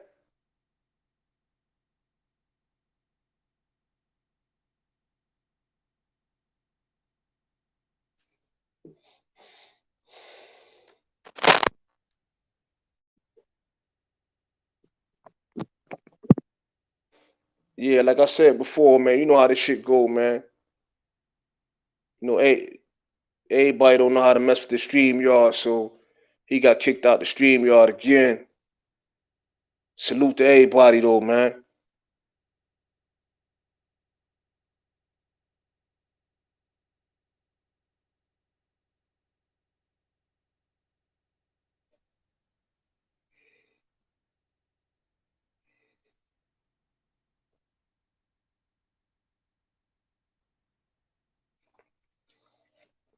Yeah, salute to everybody that's in the building right now, man. You know, this is what happens, man. Salute to Rudy Lowe. What up, man? Yeah, man. A lot of, I was just talking about you and you know, dudes like you, Bat, my man Cayenne Fruit, China Brim, Mo Blonde, Mac Moten. A lot of y'all dudes, man, was in, y'all niggas was babies in the system, man. And y'all dudes, man, y'all dudes made it through a lot, bro. Yo, Bat. Yo. Yeah, you got Rudy Lowe in the building, man. He watching Like, the you know whole what I'm shit, saying? bro. And this is That's the what I'm homie just right saying. there, man. You already know, like, I mean, they know who I am. Like, this ain't no secret. This ain't nothing. I just stepped out the way, nigga. I'm still that guy at the dice game. I'm still a shooter. I'm still who the fuck niggas would trade or would love to be. I'm just different today because I understand different. But don't get that shit. All them niggas know who the fuck Batman is. They know. They know when they happy I'm out the way. I'm being honest and real. Because the only thing they could have did with me is got rid of me. And I'm being real. If I was on my shit. Because them niggas can't stand no pressure.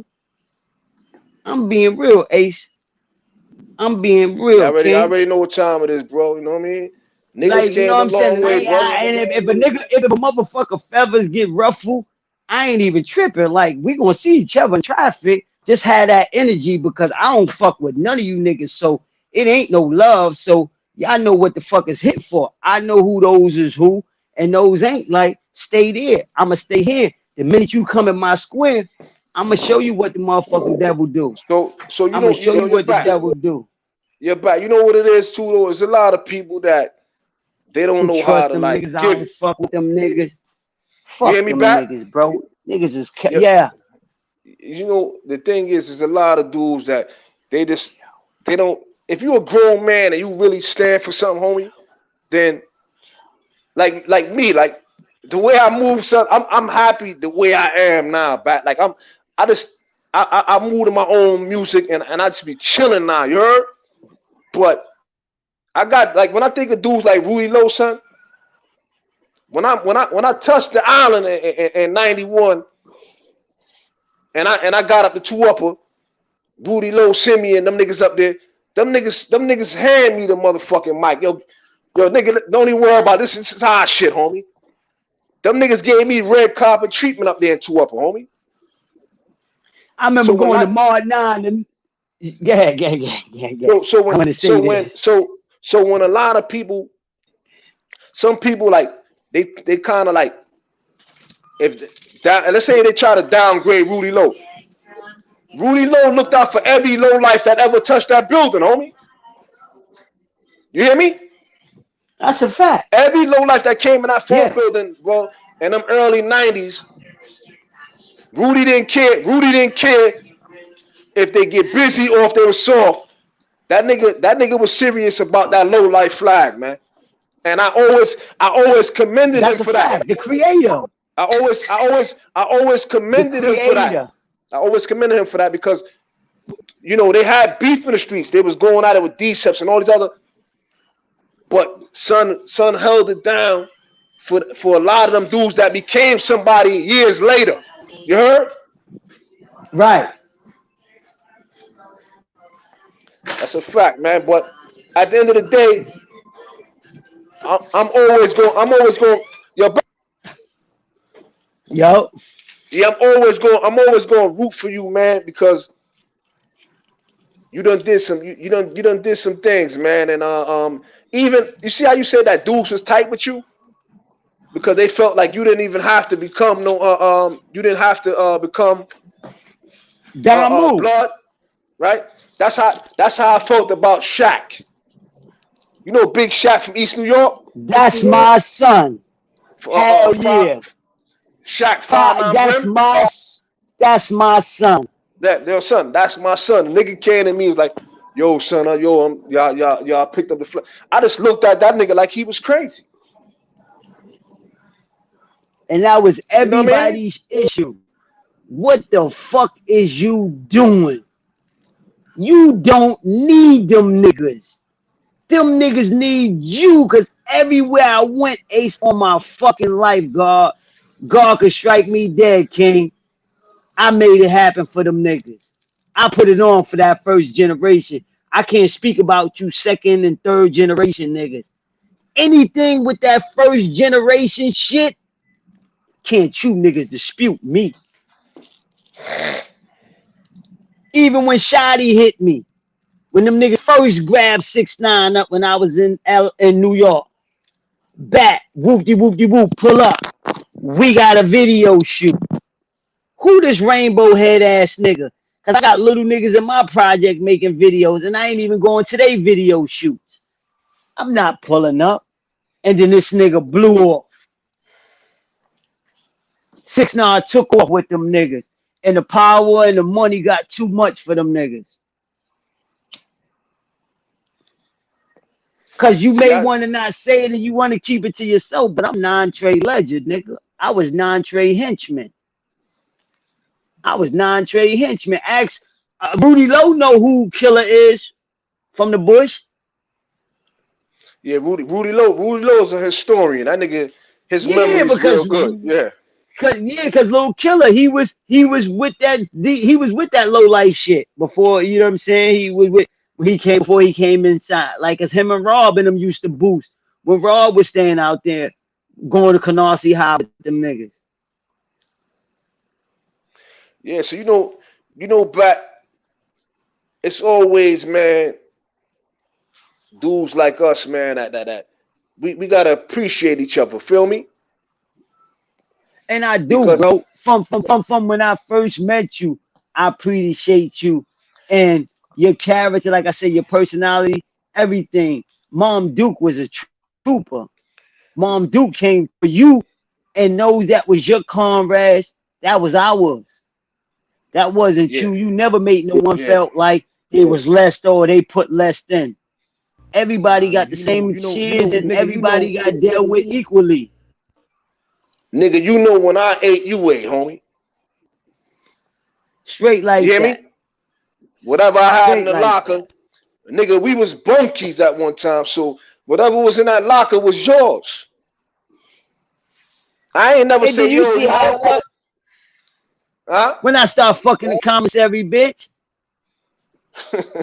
When I start fucking Tina. You know what I'm saying? And me and you used to talk about it. I'm like, yo, Ace, I think she would have give me some pussy. Whoop-de-whoop-de-whoop. Like, yo, what do you think I should do? How should I push up on that, bro? How you think I should get on that so I can get some of that tail? Nigga, I'm a motherfucking cold convict. Yeah, you know what I'm saying? I could have had that bitch bring a whole gun in there if I wanted to. If we was on that time. Imagine if we had the opportunity and can do the shit that these kids and these motherfuckers can do with all this social media shit in prison when we was incarcerated. Yo, Bat, look at this right here, man. Straight like that. You know what I'm saying? And we put that was 9-3, right? That was 03 right there. Niggas knew what time it was though, bro. Niggas That was couldn't even 03. Word your and mother. and niggas knew that you fuck with Bat, you know what I'm saying, it's a problem up your head, man. And you know what I mean? You know you had Nalo there. And Nalo And not knew even you since just you was a that, bro, baby. because even not even just that, because when I was outside, because when I left Green in 93, I went behind the wall for 10 motherfucking years before I was chilling in Wendy, and that's when they was like, yo, your classification dropped. We about to send you to a medium. I'm like, hell no, you not sending me to no medium. I ain't doing that. You don't motherfucker made me get comfortable with living this lifestyle as a maximum security individual. But my counselor like, nah, Mike, it's bigger than that. It's time for you to move on. Go home. You a young man. Get out of here. What are you doing? You're wasting time. And then that's when old man Farmer died in Wendy. He had a 71 number. He was locked up since 1971. And Let he me ask you died something, from Bat. reaching. Let me ask you something, Bat. That what's what's something that like for somebody like yourself that was in the system so many years of your life, from a child all the way to adult. What would you say to some of these kids out here that think that they want a name, they want to be somebody in the streets, they want to be known? What would you say to It them if ain't you work. Go ahead, finish, sorry. what would you say to them if you was you had a room full of them kids? What would you say to them, bro? Don't make the same mistake I made, because if you can take from our story and not make the same decisions that we made as youth, despite whatever your parents and whatever's going on in your lifestyle in your home, that shouldn't deter you from making fucked up decisions. Don't do it. It ain't worth it. It don't add up at the end of the day. That shit is not real. It's all fake. It's all like, look what's going on in the world. These cats getting money and can't even maintain amongst each other now with paper. So money don't solve the problem. Integrity, understanding, able to empathize with a motherfucker, able to have a conversation, even if we disagree. And after that conversation, we don't say nothing to each other no more. At least we was able to have a conversation with one another, and we disputed what's going on. Then me rocking you to sleep and knocking you off, and then acting like I don't know what's going on and knowing I'm responsible for your demise. Don't do Yeah. it.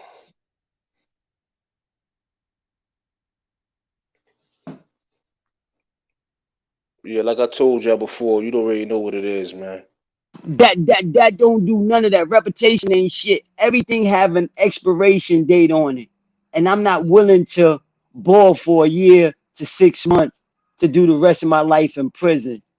If you have the opportunity to not make the same choices that a lot of your peers made, then don't do it, because there's so much more out there, so much to offer. Like, it's so many ways that you can get to whatever bag y'all consider y'all getting to, that you can get to, and what worked for you. Everybody lifestyle is different. Everybody don't have the same lifestyle. Some overlive their means, living in a lifestyle knowing they can't afford, and then you got those that like, I'm gonna take care and get everything I can get and pay for without compromising who I am as an individual.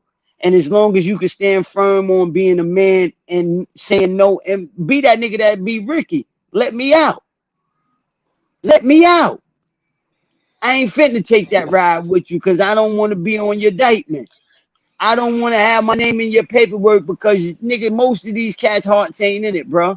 They tough and street. I done had little cousins go to jail and the first thing they mention, you know who Batman is? And once niggas be like, yeah, oh, that's my cousin. But you was just that tough motherfucker in the street. But now you want to go live off another motherfucker coattail because it's a different playing field. Come on, bro, nigga, take your ass. Like, bro, come on. I came up when niggas was really raping niggas in jail. They was taking Yeah, motherfuckers' yeah. booty in there. That's a fact. Booty. You're Come back. on, bro. I wish I Yo, would go in there and spread my ass for another man. Man, that was the most hey, degrading shit that any man can go through. you're back. You hear me? I remember when it was a little, it was a little white boy. He was like he looked like he was around 16 or some shit like that, right? Dude talked him out of his ass, right? Nigga talked him out his drawers.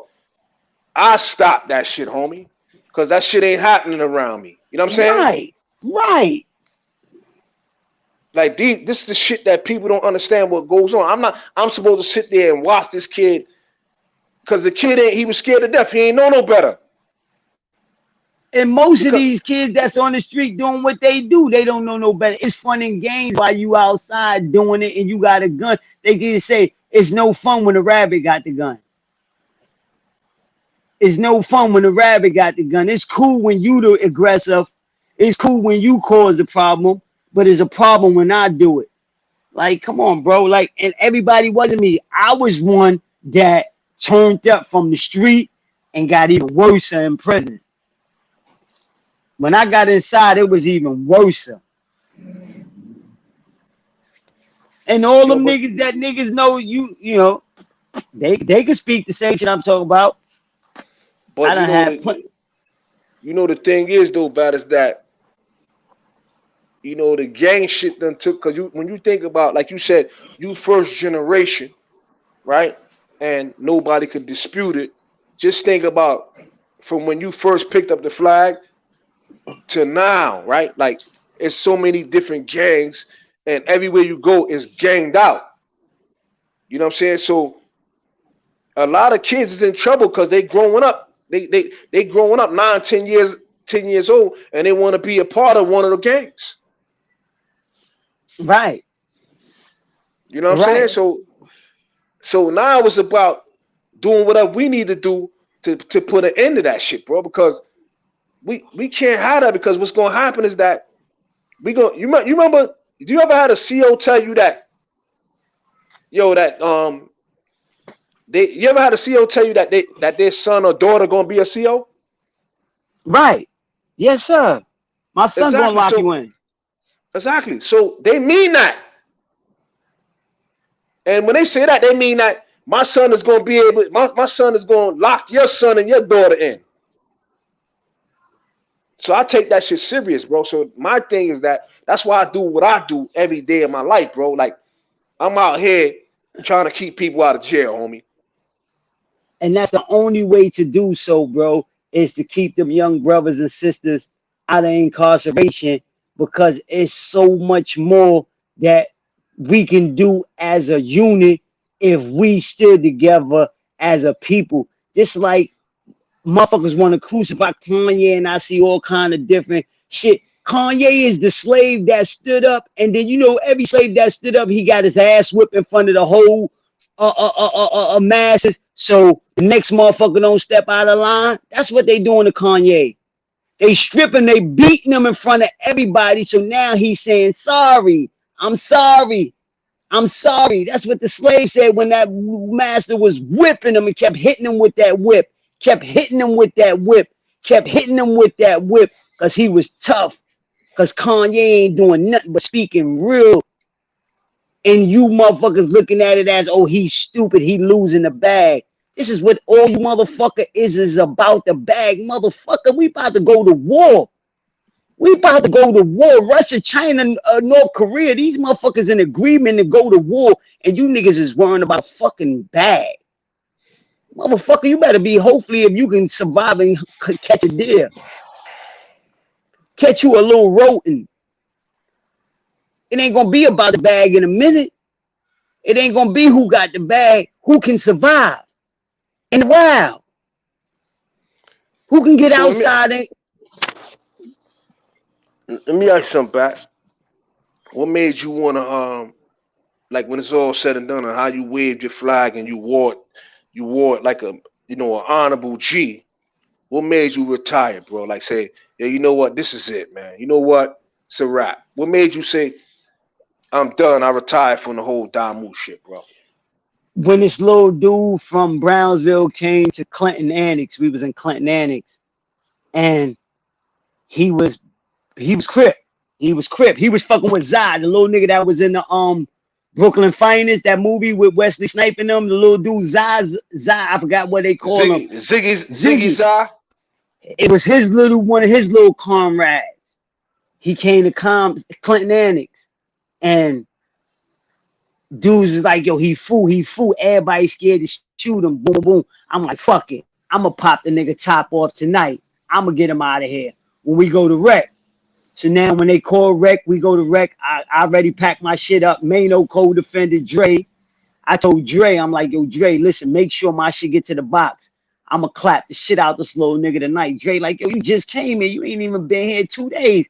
You just got off quarantine. Like, what the fuck you talking? Like, you ain't doing none of that. I'm like, bro. And I was like, yo, he like, who you talking about? I said, the little cat right there. He said, yo, he from Brownsville. I said, what? He said, yeah. And that's when I pressed the little dude. I'm like, yo, what's your name? He told me, I'm like, yo, where you from? He like, Brownsville. I said, yo, he said, yeah, Akbar, my father. Once he said Akbar was his father, like, you solidified. Akbar, the big homie. Akbar with the big bro. So, and I told niggas like, yo, y'all not doing nothing to him. And motherfuckers was still pump faking like they want. But then all the Brooklyn motherfuckers that was there and motherfuckers that was neutral, everybody stopped up and was like, yo. And that's when I was like, you know what? This is it. I gotta put this shit down. I can't fuck with this. Cause I got too many people that ain't gang banging, even though he was, but it was too many people that I found myself in that same similar situation to where I had to put myself on the front for, because they couldn't fend for themselves. And I wasn't scared of nobody. Nobody. And I was willing to do whatever it need to do to stay on top. And I was going to do that shit, bro. And if you make me feel away, I promise you, I poke your ass up. The only motherfucker that got close to me is when I was in Wendy and I took this cat girl on a festival. My visit didn't come and visit me. And the girl wanted to have sex with the cat. He was scared. And I told Shorty, I was like, man, I'll bust your ass right now. And she was like, that's what I'm saying. Word, she's like, that's what I'm saying. And she got my name and numbers. She pulled me down. Boxing Shy, God bless the dead. Boxing Shy was there. If anybody know Boxing Shy from Rochester. Boxing Shy was there. That was his little man because they all was from Rochester. And Shorty scratched me. He scratched me. But I spin with the Word. razor. And you can't even tell that I ever was scratched. But I spin with the razor. And I stomped this nigga ass the fuck out. Word is born. I whipped him to, like, you can ask Jesus, all the niggas that was in motherfucking Will, all them that was in motherfucking what's the name, mid-arms with her. I didn't kill that boy stomping him out. The motherfuckers choked me out and had me on the ground with the nice stick under my neck. Then they're trying to kill me to get me off from. Because I'm like, no, this clown ass nigga didn't just fuck my face up. And then when I went to the hospital and they wiped my face off with the You shit, know, you know you on I ain't some even pretty need boy shit, butterfly nigga. stitches. And I ain't You even know, need butterfly stitches. And LG and La Brim said that. He said, you know what's gonna be the death for you? Motherfucker gonna kill you over a bitch. He said, yo, word to my mother, everybody bitch like you. Motherfucker gonna kill you over a girl. That's what La Brim. And when he thought I was dead, he thought I went home. I ran back to him in '05 in Elmira. And then that's when I know the word went around back. Just pulled up. Nigga sent me a TV, sent me dry bags of food. My property ain't come yet. I was good. And La Brim was like, yo, damn, bro. I thought niggas was gonna get you. I'm like, nigga, yeah, I ain't never make it home. I never made it home, bro. I never made it home, bro. I'm still in here on this bed. I just went to a medium and fell off the radar. That's when I got up with y'all. yeah. You know. I want everybody that's tuned in to look forward to that part two, because part two gonna have Batman and Robin together. You understand And what I'm that's why I saying? ain't trying to go on, and that's why I'm not Nah, going on certain shit we because ain't I'm waiting going. for Robin. You know what I'm saying? Like that's why I didn't. You know what I mean? Because Yeah, like I I said, know. I he know. ain't dead. He deserved his flowers and to speak his piece because we was night and day. Yeah, you already know. Rob already confirmed. So we got part two coming with both of y'all together. You know what I'm saying? And it's gonna be a great thing, man. You know what I'm saying, to have you and him together on a joint. Cause a lot of people Hey know. man, and I appreciate you, man. I appreciate you, bro, for the most part, from doing what you do, being incarcerated with you behind enemy line, for you to come home, you to transition and become the person, the individual, the man you are today, having your old earth there, the woman that was Hmm. solid, despite, and you had a lot of little tenderonis coming to check in, but it was Hmm. nothing like Mama Love. Can't none of them ever fill her shoes. And ain't too many of us get that because a lot of us come from broken homes and fucked up shit. Like, and a lot of people don't want to admit they people was getting high, using drugs, and had that opportunity in that period, window period, to do what me and Raw was doing because couldn't nobody say no more after it came to a period of time. Like, motherfucker, you coming to get crack from me. Yo, and you're back. You see, you hit something in the head, cause honestly speaking, my mom's was before I got sentenced and everything. My mom's was the one that really made me face reality. She the one that told me, like, listen, you ain't got no bail. Don't even think about coming home right now. This is where you're gonna be for a while. She hit me with that early. You feel me? So Right. once the old earth said that, I had to lock in. Yo, this is where you're gonna be at right now. Get used to this shit. You feel me? And that's why it's so important for me. Like when I'm dealing with an empress, you know what I'm saying? It's important that her and moms link up because this woman solidified what it means to motherfucking be loyal and Have down. a straight like that. That's the if you look up the definition of loyalty, your mother picture should pop up because that's what that woman was, and ain't too many of us brothers can say that And their mother was concrete. Despite the women that left out our life, some people moms left out their life. yeah, like I know your son, like just like you, my man 3D and Super and a whole bunch. A lot of dudes that I was with, lost their old earth. The queen, you know what I'm saying? So motherfuckers don't know what it's like. So that's why my mom's adopted all y'all niggas, man. Word, Like, word is bomb, bro. you know what I mean? Yes, Like, she did. nah, Yes, you she know what I'm did. saying? I And already and, know what you mean. and that's a fact, man. And that's why when I come up on the platform, son, I could drop all the time, but I always want to make sure when I do come up on the platform, I'm giving out food. I'm giving out some substance. You know what I'm saying? And like I said, next one will be way better. Like I said, I wasn't really, what I'm saying, prepared. But like I said, at the end of the day, I just wanted to, what I'm saying, be heard. And at the end of the day, and do anything I can do to help you reach somebody. Because we ain't gonna reach Hmm. everybody. But if you need me on anything to speak my story, like my shit ain't to be glorified. This ain't nothing I'm proud of. This is something that I went through as a youth. I made my choices. I made some bad decisions. I live with my regret. I fucked up. I went to prison. I was able to get a second chance at society. And the only thing is, I want my chance, bro. Like, I want to be heard. I want to be seen. I ain't scared of you niggas. Whatever you motherfuckers want, but I'm not gonna do no motherfucking banging with you on internet. If it's a problem, it's an issue, then we can touch down. We can touch down. You know what I'm saying? I ain't gonna allow none But of it's you niggas but to put no smut. Let me say this, King. I'm not gonna yeah, allow none of you niggas to see this and put no motherfucking smut on my motherfucking rep, my name, me as an individual. nigga. I give you my first and last name. If you want to go check anything, you got the horse right here. I ain't them ever niggas you niggas interview and niggas got hitting skeletons and a nigga's a rat, a nigga a pedophile, a nigga's this, a nigga a moot. That's why you niggas is so furious of me because you can't dig that. And how to get rid of a nigga without getting rid of a king is assassinating his character. And if your character is Yeah, assassinated, you just as good as dead. yeah, it's a fact.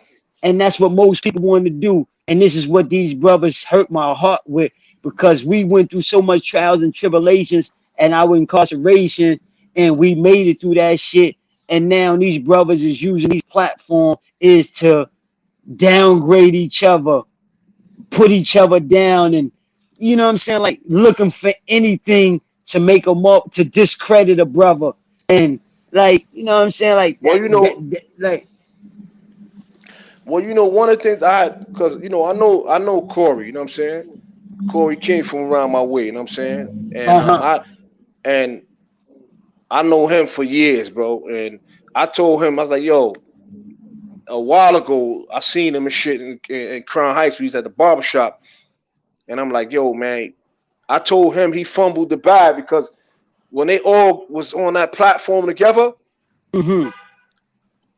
if they was sharp, them niggas had a move. They could have been multi-millionaires right now. Straight the fuck up, Ace, and that's what hurt my heart because I'm like, yo, you They, motherfuckers went and sat there and they glorified dumb shit. nah, they did they handled that wrong, and what Come on. happened was it was a domino effect after that, bro. The same shit when OG Mac left the state. It was a domino effect. Everybody wanted to be the Godfather because when Blood started, when I started, it was only one GF. Ain't no everybody had no fucking hood.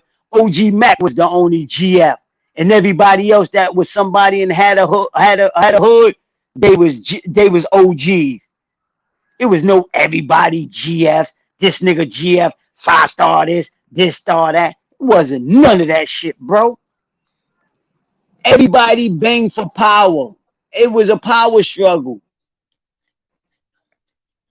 Everybody wanted to be the top nigga when OG Mac left the pen.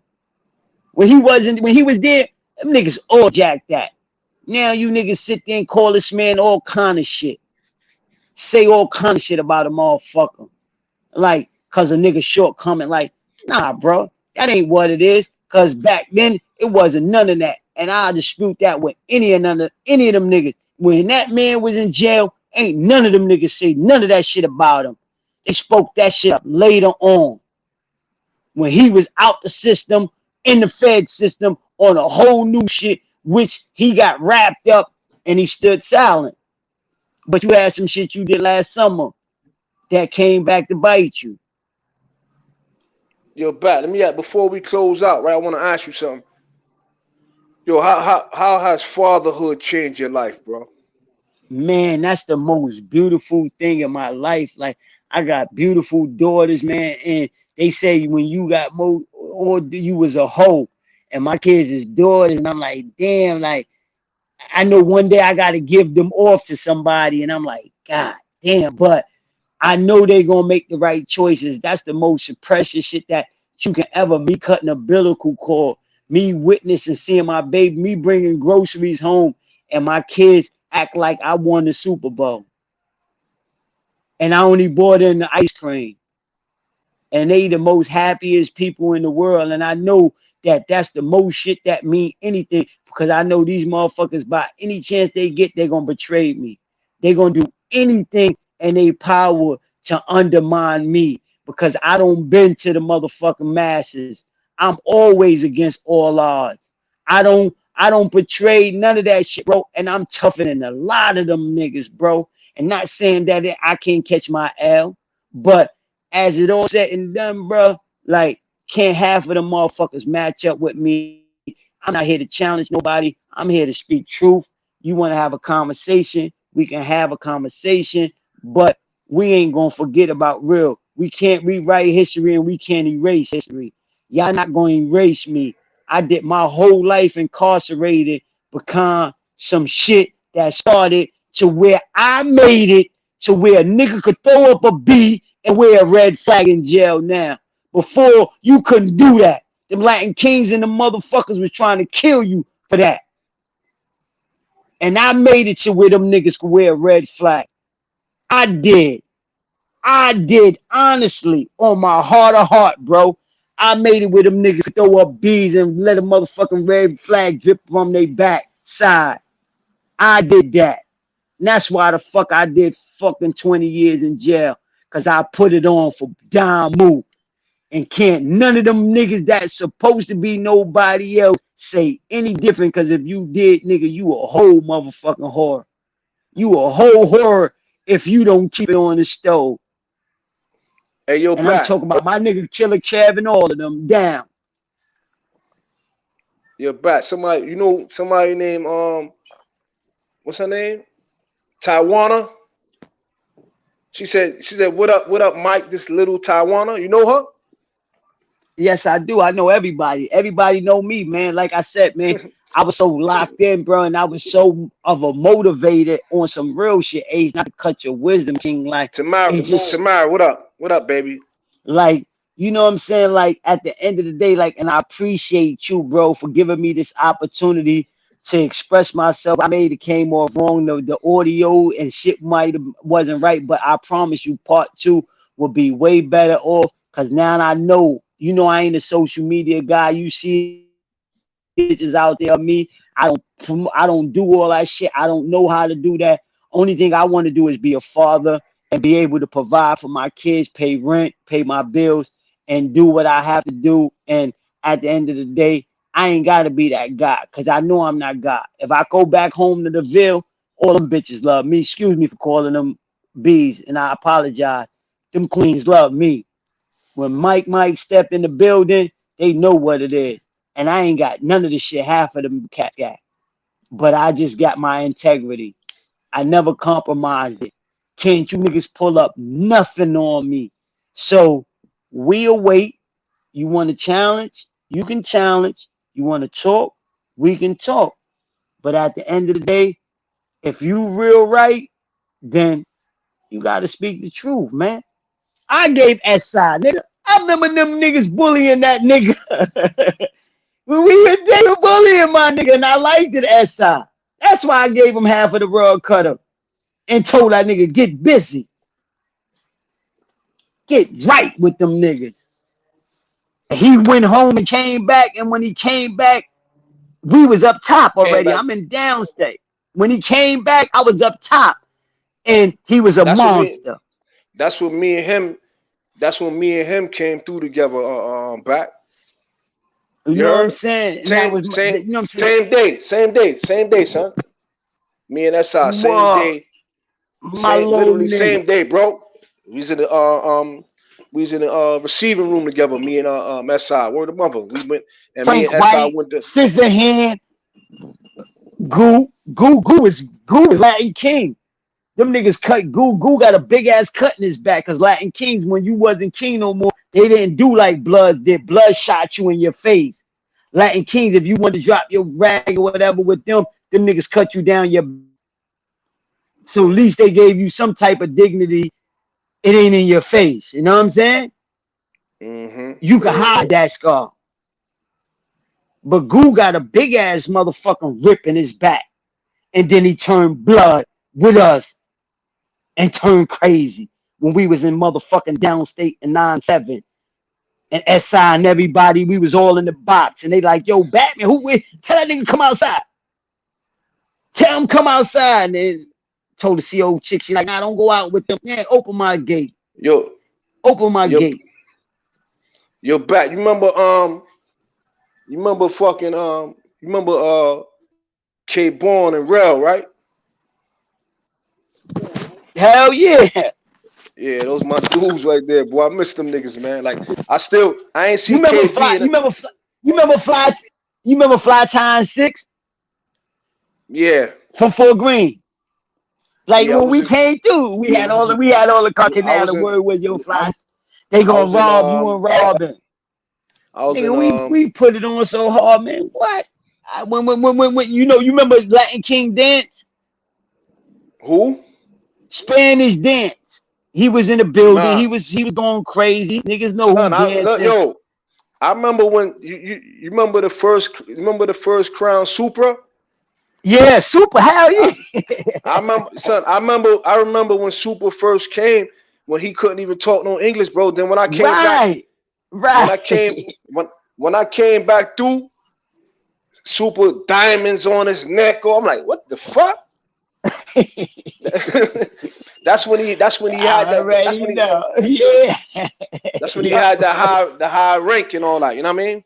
But Right. yo, I'm about to close out, and so we definitely we gonna get prepared for you and for you and Robin. You know, the whole Batman Robin, that whole shit, Yeah, man. And that shit gonna be crazy, and it's gonna be way better. Cause like I said, I gotta feel you for got an this. idea? Yeah, Yeah, yeah, I know yeah. what it is. Like I said, I appreciate you giving me the opportunity to step on your platform. Like I said, if there's anything I can do for you, you know what I'm saying? If you Yes, need sir. me to come out, reach out with the youth, like You I'm more than willing. Like I said, I have a story, I have something to talk about. At the end of the day, I appreciate you letting me get this shit because like it's so you much already know, lifted off bro. my shoulder. It's so much Yeah, lifted off my shoulder, and I appreciate you for giving me I the mean, opportunity. And anybody else that hear this and watch it, because I know you dudes gonna watch it and whatever. If you got something to say to me, like I ain't hard to find. You know what I'm saying? I'm Batman Bruce Wayne.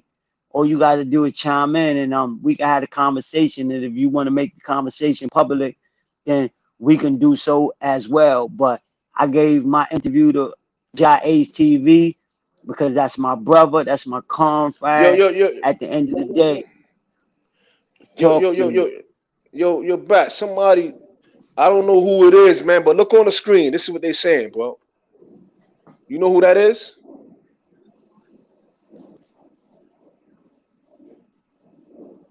Nah, Yeah, they're gonna have to tell you who they is. They're gonna have to say their real name or something, because you don't know who that is, right? nah, I Because don't remember.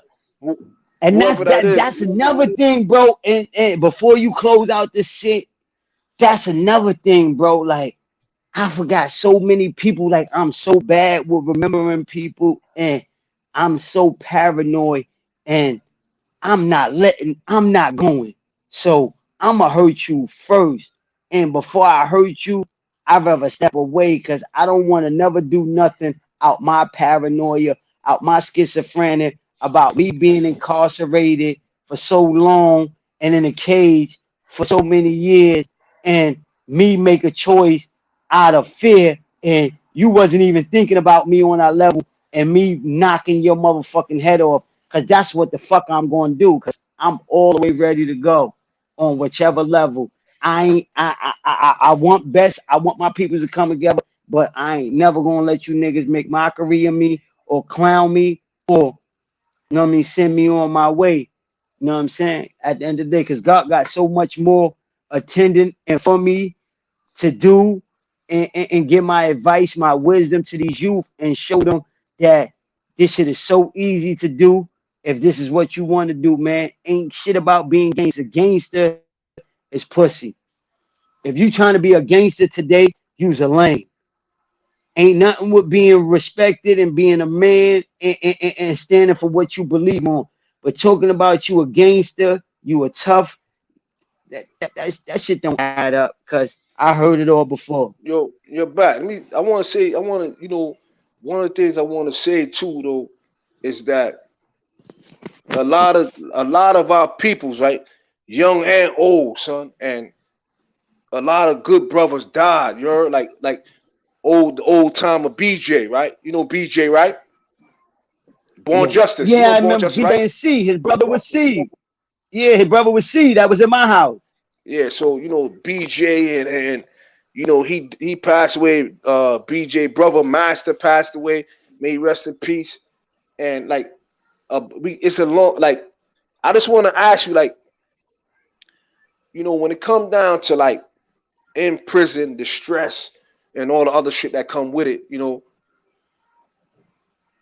how you feel about like how drugs played a major part, like and people trying to escape, bro. Man, Like, you that know was what? Fuck everything, bro. you. That was You know what? You everything. know I'm what? glad we was able to for cutting you. I'm with you. I'm Nah, glad we was yeah, able to get them drugs. Those that indulged in hard drugs, and we were the ones that indulged in marijuana. If it wasn't for Mary Jane, I don't know where the fuck I might be. I might have been the motherfucking medication baby. How many of our younger brothers that was on meds? Mac Murder was a medication baby. I'm being real. Mac was a medication baby. He couldn't cope. The shit that young man adored. Come on, that man was a fucking baby. And like, come on, bro. I got him by 5 to 6 years. Mac was a whole little ass kid. He was just big like you his whole life. He was just big and tall with a physique because he was in jail for yeah. early. So, that, like, come on, bro. That man was a medication baby. So those that got to use heroin, that was their choice. Those that indulged with their marijuana, because that's all was incarcerated, marijuana and heroin. Nigga wasn't doing no coke. Nigga ain't want to be up. Motherfucker wanted to be lied. That was doing that. But hey, bro, that shit played a major part. That was needed, bro. I ain't even gonna cap with you. I say that now, but I know a lot of us could have made it without that, but a lot of us couldn't, bro, because we would have turned to the facility drugs, and they had drugs, but they drugs would have slowed your ass down. But I think, back it's like it's important for people to just be real with themselves and understand that at some point it was they saw it as recreational, right? But then it became a habit, and a lot of dudes came home still dipping and dabbing. They not here today. You know why? And then Because the when you come out, comrades that is here, look at their face. Look at them when they get on their podcasts. I know you a junkie. You might don't want to tell me, but your face expression, because I had a parent that did that. And you got the same look in your face. So you can't tell me nothing different, but I'm not going to dispute you. I'm not going to challenge you. I'm going to accept it because everybody got the right to be who they want to be. Who am I to sit there to try to put someone down and I ain't got the answer? If I ain't got the blueprint to like, this is what we're going to do as a unit for us as a mass. We're going to do this on this perspective for everybody. This ain't for me and Ace and this guy. No, what we're doing for everyone. So who am I to tell a motherfucker what he can't do and I don't have the answer? yeah, let me You ask you something can't. back there. Let me ask you Yeah, my something. brother. So I knew that it was at one point in time, right? The Rastafarians, they embrace you. Hard I ain't body. I ain't forget that. Hard Like they body. yeah. Come on, even mid arms, even when I was with Midget and them. I used to go to Rastafarian service. Like that was somebody, he left an impression on me. I would never forget Midget. Midget was that guy. Like his name Yo, don't get mentioned. Like you said earlier, like it's just certain things it's a, that it's dudes impossible. want to. It's impossible not to when you're talking about the state. It's impossible, Come even on, bro. Rikers, not to mention midget name. I That know nigga one was of everything of a he was different. motherfucking Batman. Yeah, Everything of a midget different. Batman. Man, Midget cut that motherfucker and ripped his face open with his hand, bro, in Comstock. And I said to myself, this cat is crazy. Yo, I thought I was doing some shit. one of my mans was like, he was with midget, and he was like, yo, midget came up to him. You know what midget asked him, son? Midget was like, yo, my lord, yo, me want to get some acid. Nigga, midget wanted acid so he could throw on somebody's face, son. He was different, bro. I ain't gonna promise you. I took, bro, word to my mother. Me and Willie Mingo took 18 balloons of weed from some motherfucker. They had wife get it on the trailer and he brought it back. He was supposed to take it to the yard to them. I jacked the shit. He gave it to me, gave us a blunt, like I was saying earlier, and he gave us his ice pick. And he went to the yard. We smoked the L. He came back and was like, yo, bro, pass that over. I said, I'm gonna see you in the morning. Word to mother. That's when Midget came by like, yo, Bridging, that my thing. I'm like, yo, bro, you got to handle that with him. Midget like, yo, Bridging, we not going to even do that. Like, this is where we at with it. I'm like, yo, and I looked at him and I some love and some real shit. I'm like, you know what, bro? Copy. Cause I never forgot what he did for me in Comstock. When them booty bandit niggas was there, that nigga went to them niggas and told them, if you look at him the wrong way, I'ma knife you the fuck down in this yard. You bet not even look at him. And I was only fucking 16 years old when I went through Auburn. And Midget told them niggas, you niggas bet not look at him. And that's why, as a man, when he looked at me and like, this is what we really gonna do, bro. And I told my bunkie, yo, bro, we gonna get that shit back to homie. I'm gonna keep it on the stove. We gonna get that shit back to Midget. Fuck that nigga next to us. We gonna get Midget. And Midget gave me 4 balloons. I'ma deal with this sucker. I'ma deal with this sucker, brethren. But, you know what I'm saying? Respect. You already know. Respect. Yo. Tally Fool, all us was in the building. You what up, King? Talk to me. Yeah, Tally Fool, he in Panama shit, they said. Yeah, like Yeah. fool, like you don't know. We gonna talk. Yo, you already know what it is, man. It's JAH, you know, from JAH TV. Share this live, you know what I'm saying? This official interview with the infamous Batman. You know what I'm saying? One half of Batman and Robin. Bro, we He gonna got talk. Like part. I said, it gonna get even better. It gonna get even better with me and Robin. Like I said, because it's more shit. And like I said, I didn't want to go there without him because it ain't me without him, Nah, and no, vice no, no. versa. We already locked in already. Rob, my son, man. So me and Rob we already chopped it up already. So it's already And the written next apart. time I'm on here with you, you gonna have my face. Cause like I said, I'm gonna be prepared Yeah, for it. Cause you gonna give me a cause heads up. And cause like I said, you wanna be pretty, nigga. right, you already know. I know how My, you are, man. I love you. Stay I love you tuned. too, boy. Stay You already down, man. know. Log in, subscribe to JAH Salute. TV. Y'all know what it is, man. This is the business, man. Get it here first. I love you. Already know, man. Love you too, King. Rastafari. Yeah, there you have it, man. Yeah, it's always good and a blessing to be able to give people opportunity, to just chop it up. It's clear that he just was hurt for a lot of different reasons and, even going through, the system since he was a little kid and growing up in the system. That shit takes its toll on a lot of people. But it's just not everybody's not willing to just be upfront about it and talk about, the heartache and pain that come with that. There's a lot of people that like to glorify, the things that take place in the system, but it's nothing to glorify. That's that place there, it takes you away from your family, all those you love, you know, and things of that nature. So it was an honor to be able to give him the platform and be able to speak for the first time ever because he normally don't be on the social media too heavy.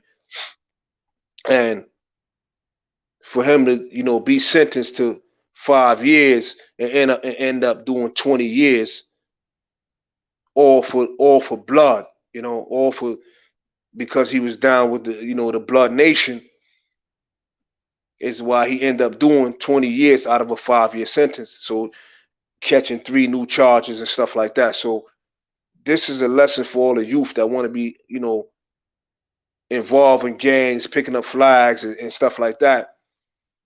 Learn from this situation and just see that, look what happened. And some people, there's other people just like him, and they still in there. They ain't make it out. With that, everybody go subscribe. If you're not subscribed to JAH-ACE TV, go subscribe, man. You know what I'm saying? Just go to JAH-ACE TV, hit that subscribe button. It's free. All you gotta do is go bop, bop, bop, tap, tap, tap, and hit that bell for the notifications that, so that whenever I drop a video, it'll notify you right away. You know what I mean? So with that, I'm gonna say salute to everybody, love. You know what I mean? Everybody enjoy your weekend, be safe. You know what I'm saying? Eat some good food, eat healthy. You know what I'm saying? Don't be afraid to pray. You know what I mean? We living in rough times right now. You know what I'm saying? If you got individuals that's locked up in prison or in jail, reach out to them, let them know you love them. JPay, write a letter, send some pictures or something. If you got people that's um deported or whatever in other countries, don't forget them. You know what I'm saying? Show them love as well because they're still here. You know what I mean? They need help. Reach out to them brothers and them sisters that's deported.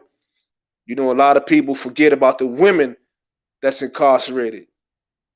We're going to have some of that coming up too on JAH-ACE TV, you know, because we don't hear too much about the women that's going through the same struggle, you know. So we're going to do that. That's coming up. It's a lot of things coming up, man. Love you too. KI, what up? You already know what it is, man. So when y'all see me, just know I know everybody, man. I know everybody that's somebody. And if I don't personally know them, they know people I know. You know what I'm saying? So I'm connected. I'm loved by many. You know what I mean? Hated by few, but respected by all. Salute.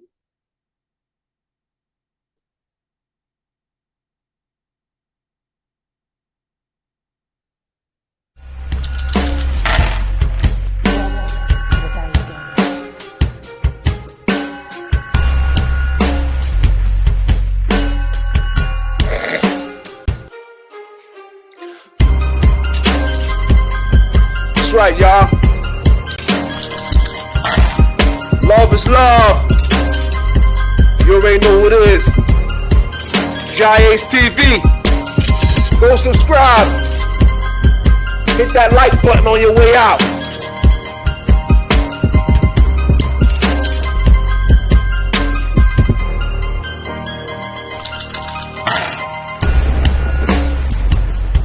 Hit that like button, y'all. Share this with your people.